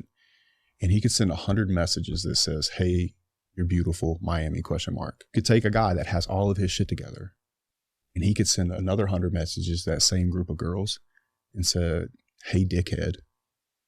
And the guy that had taken care of his stuff, that is that dude, probably get more responses than the other guy. Haha, you're so mean, or I'll fight you, or just whatever. I really think absorbing women is way better than chasing them anyway. If you're that guy and you're around and you're kind and you talk to them and treat them like a person, the craziest thing, people like act like I'm crazy. The fastest way to sleep with a woman is not try to sleep with her. Her whole life, especially beautiful women, her whole life, men are either catcalling her because they're below her, they're probably well below her and don't think they can get her anyway. They might as well swing for the fence. Or men are aggressively trying to sleep with her. Her whole life, she's like dodging penis, Her whole life, the second she gets boobs, especially beautiful women. So if you can sit there and treat her like she's not this fucking alien because she's so beautiful, like, bro, she's going to be like, drop her hand. She's like, wait a second, he's not trying to drop, boom, stick her ass. You know what I'm saying? Did not go in the direction that I But no, because now what you're doing is like girls that are like, oh, this guy's being nice to me. He just wants to get in my pants. You know what I mean? Like, I feel like that's a dangerous message to share as well. No, that's not what I'm saying. That's not what I'm saying. What was the boom part then? The boom part is... What is this in the boom part? What is this member? Okay, yeah, it is. but the point I'm trying to make is so many guys are very clearly and obviously trying to sleep with the girl, trying to sleep with her. If you can just treat her like a normal person, not put her on a pedestal, but not treat her like shit, and talk to her just like I'm talking to you, and get to know that person. Women want connection. You know what I mean? And if you're able to... What? I just thinking of Josh doing that clip. Right? Yeah, that's way too funny. Wow. Yeah, it is, bro. But it's a really good analogy because men are aggressively hitting on women all the time. And she's like, boom, boom, boom, boom, Mm-hmm. If you can just be there in her space and she's like, man, this person's really nice to me. And I don't feel like he's like... You know what the difference is? What? It's going in with the intention of expecting or wanting something. Yes. Versus not wanting something. You don't want to go into a conversation needing something from the other person. Yeah, exactly. Women You're not can sense it. Yeah, and that's why I don't believe in pickup lines. Because it's almost like you have your dick behind your back and you're going to get her with it. Like, no, bro. Like, hey, you look really pretty today. I want to tell you. It would have bothered me if I literally... Why is it always your line? Every time you say... Because it's honest. Because it's completely fucking honest. Say the line. It was, I just said it a minute ago. It's like, hey, I couldn't help but notice you. It would have really bothered me if I wouldn't have came to say hello and I felt like a coward. See, I would have given you my number. Yeah, of course, bro. Because it's also vulnerable. But it's also very bold. Especially, it's confusing. It makes me want to know more. Well, and then also, you remember how you said I have that presence? Yeah. Bro, I'm looking her dead in the fucking eyes. But that's the thing. If you walk up like, excuse me, and no, like, dude, fidgety. I do it. No. Oh, this is, I'm really glad you talk for you, man. I just would I'm regret. So glad you said that because I really do like this. I'm like, excuse me. I say it with some bass. Like, there's no way she can't hear me. Do you purposely deepen your voice a little bit? I do it loud enough and deep enough where there's no second guessing. Mm-hmm. And then I'll tell you another thing that I do. I can't think of the last time it didn't work. It's been quite a while. Let's say you're in a grocery store. Women will put themselves in your space if they're interested. If they're not interested in you, and it's even a thought that you might hit on her, she'll go to the other end of the grocery store. Let's say I'm at the grocery store or at the gym. And I'm working out. A woman will, I watch women do this all the time. They'll come and they'll start working out like within 10 to 15 feet of me. Women generally are running from men. So if you're in the grocery store or in the library or on campus or something like that, and you're a young guy, and that girl puts herself in your space, she's trying to tell you to do it. Sometimes.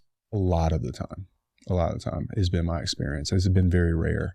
And I'll tell you another thing I do to practice that is like once a day, I try to give a person a compliment where I don't want anything. I like that. You say that you were supposed to talk to 5 strangers a day. Yeah. How'd that go? Good. Yeah. One of my not all of them. No, but I did a couple. No, I did a couple. So one of my favorite things to do is to particularly walk up to a woman, and say, hey, excuse me, same way. It's good practice. Excuse me. I don't want anything from you, but I just wanted you to know that I think you look very pretty today. And I love doing it to kind of older ladies, you know? Makes their day, I bet. You look really pretty today. Have a good day. And just walk the fuck away. I'll tell you a couple things that does. That's good for practice, but it's so good for your soul, man. It's so good for your soul just to give somebody a fucking compliment. Anytime I'm not feeling like if something bad's going on or whatever, I start complimenting people immediately. And for whatever reason, it charges my soul. That would stick with the person for probably a few days. If bro, it was a 1000%. You walk away and they're like, especially from a tall, handsome motherfucker like me. Show them the bottom 2 abs. Yeah, but yo, wanted you to know you're pretty. Bah. but yeah, man, like, also have this other technique. I don't know. I feel like I'm teaching game. Like technique. Game and talking about fighting. Just like I'm trying to stay away. But I do have this technique called the backboard technique. Okay. So let's say there's a pretty girl in line at the grocery store. You start a conversation with the old lady in front of you or behind you or in the vicinity. Right. So she can see you're building a rapport with like somebody that's obviously it's like a non-sexual thing, right? But that other person gives you validation that you're not a creep. You know what I'm saying? Like you're not being fucking creepy. And so you start that conversation with that person and then you can loop her in. What do you think about this? You know? That's good. And that shit works. I'll tell you another thing that works. I love going to honky tonks. When I was... What's a I don't know what a honky. It's like a country bar. Okay. You know, swinging, spinning the girls, dancing, cowboy boots. I have a rule. It's called... First of all, I really like to dance. But... I always say, my friends laugh at me. I say, I don't care if she's 80 or 280. I'm dancing with these bitches. And one of the best things you can ever do is walk up to a group of women when there's a very beautiful girl in the group and grab that fat girl and just spin her ass and laugh and cut up and just have or the old lady, boom, spinning around. That girl sees you and you're putting the weird walls down and you're doing it indirectly. So it's a backboard technique. You're not wrong. I was 1000% right. I was at a bar. I was at a bar. This was probably like 8 months ago on Catalina Island off of like... Bro, I've been there multiple times. It's heaven on earth, bro. Yeah, bro. Dude, my buddy's got a sailboat. I go there all the time. It's not beautiful. really, but I've been there 3 times. Yeah. Anyways, I went to this bar on Catalina. I think I've actually been twice as well. Yeah. I went to this bar on Catalina Island. I was dancing with this old woman, very old woman, but I was so confident. I went up on the stage and everything. There's a little cage in this bar. I was in the cage dancing with the old woman. Afterwards, this girl comes up to me. She's like, hey, my friend really thought you were cute.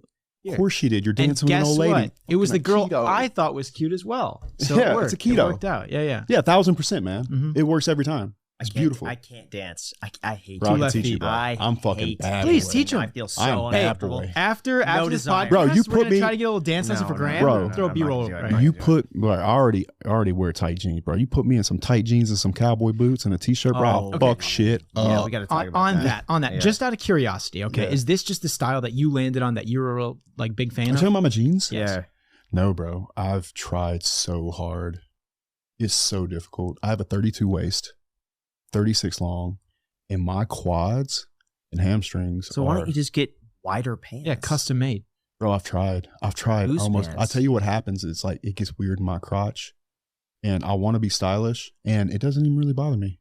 Like I get it all day long, bro. People hate on me so hard for that shit, bro. Fuck them. I got a world class ass. Fuck them. I don't care. You don't think that like bro, you're not gonna hurt my feelings. No, I'm not trying to hurt your feelings. How bad is this though? How bad is Let me see. It's actually not that bad. Yeah, I mean, you do have a huge butt. Yeah, bro. It's tight.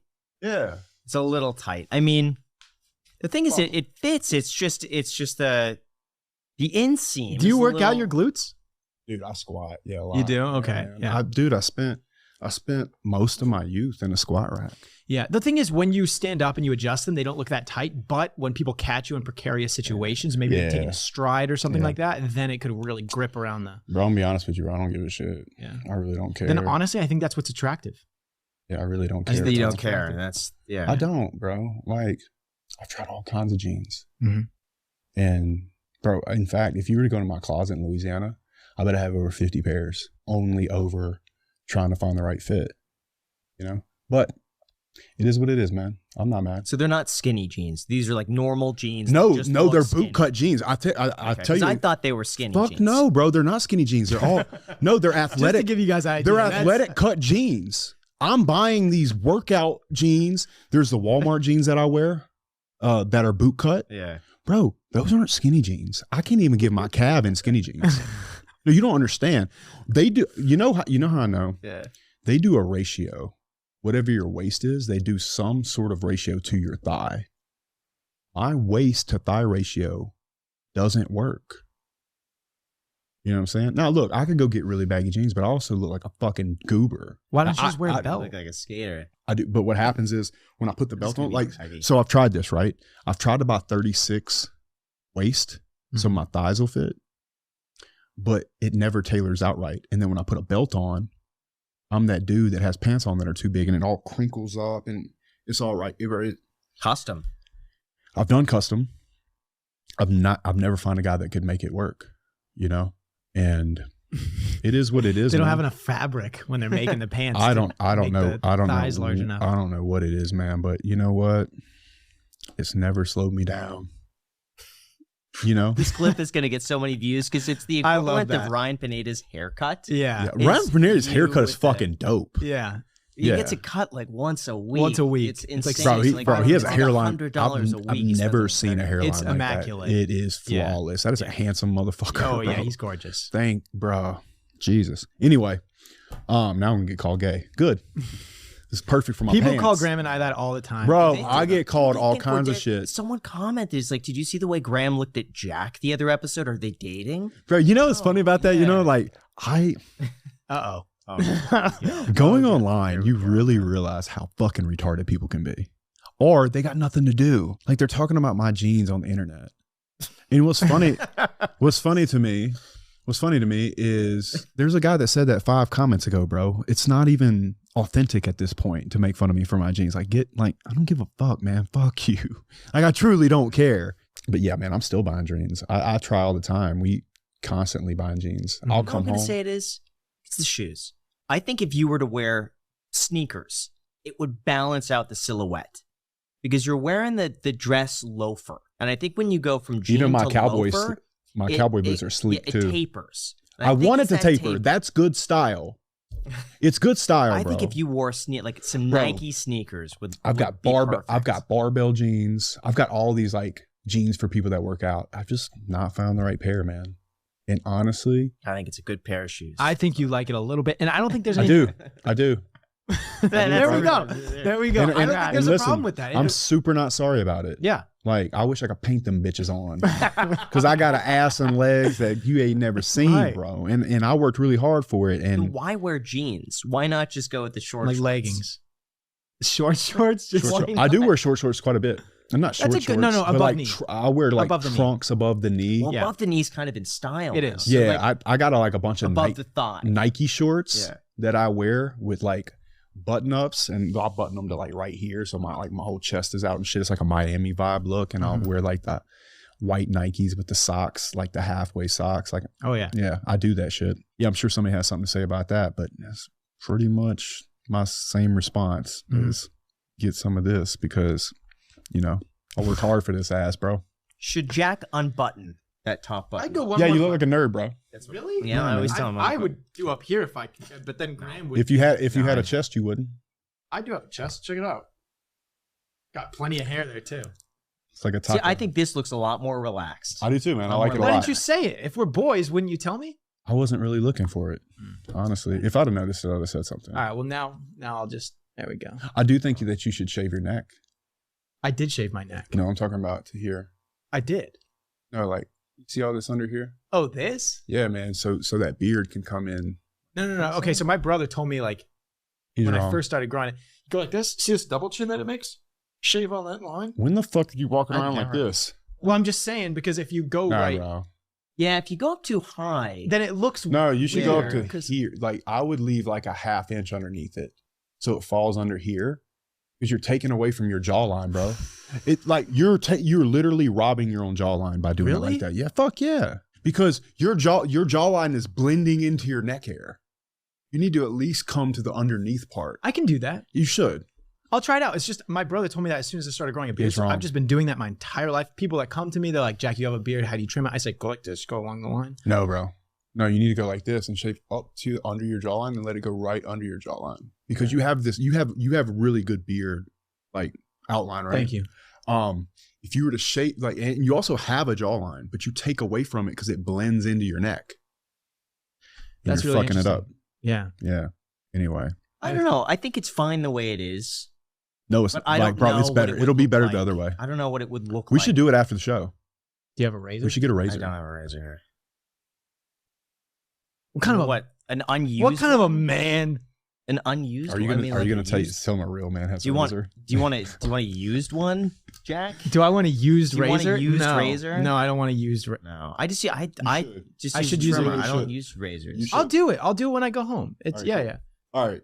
So I'm very open to keep talking to you, but I have to give you guys some shit. Go for it. So I had to do a little research. And I did. So like Pokemon, yeah? Yeah. Yeah. Thought so. So this set came from Japan. You can only get it in Japan. The guy that got it had to go to Japan to get it. So he was super excited about it. I don't know a fucking thing. In fact, they were having some kind of Pokemon tournament when I went to the place. If I've ever seen an incel in real life, it was probably in that room. At the Pokemon convention? Bro. And they were I like Pokemon. They were looking at me like I had a dick growing out of my forehead. Like, what is this asshole doing in here? What's Turbo Chad doing in here? Dude, buying after this, I got to show you buying these collector's cards. But these came from Japan, straight from Japan, never opened. That's so cool. Whoa. Yeah. Dope, huh? Wait, so how did you get these from Japan? The guy got them from Japan. I'm like, what is the most specialty thing you have? And he's like, bro, I got this set of cards, never opened. So cool. I had to go to Japan to get it. Is this something that you're supposed to open? Or no. I would like to open it. Don't ask me. Jeez. Don't ask me. Why would you do that? Well, thank you, man. Keep I appreciate that. That's very nice of you. Yeah, that's dope, something you put up, like you display that. That's kind of how he was like showing off that he had it. Yeah. You can't get this in America. You got to fly to Japan to get it. Smart thing to do. Yeah, it's cool. Do not open that, Jack. Yeah, it'll probably be worth some. It's worth some money now, but I think it'll be worth money later. Thanks, man. I appreciate it. And so you, my friend, I really appreciate your content. I've been watching it for years. Thank you. I enjoyed it. You're way cooler than I thought you'd be. But I'm not surprised. Anyway, there's this family. I know you do drums, right? Mm-hmm. All right, cool. There's this family that's supposed to be this special family, and they hand make, like, I guess, what is it called when you hit the metal thing? Symbol? The symbols? Yeah. So this one is a handmade symbol. Are you serious? Yeah. No. Dude, I got to show you the drum set. The family, I don't know fuck about it, but the family made it by hand. Yeah. And their thumbprints is still on it. What? So. Dude, this is insane. You probably know this family. You've heard of these people? Zildjian, of course. Yeah, cool. Yeah. So the Zildjian my family gosh. made this. No way. Yeah, and so here, I'll probably just turn it around. Sure. But see if I can get it in here somehow. All right. So, whoa. 100 in the world. I can't play with this. No, you can't. It's a display. Yeah, okay, good. Yeah, it was like, so I'll get some beer. This is number 14. Wow. White gloves. Oh. Yeah. What? Whoa. Yeah. How are you supposed to display this? I don't know. White gloves. I don't know. Yeah, I don't want to touch it. I'm not going to touch box. it. I'm not going to touch it. It comes with sticks, but I mean, this is... Now I got to find a way to frame this. Sick.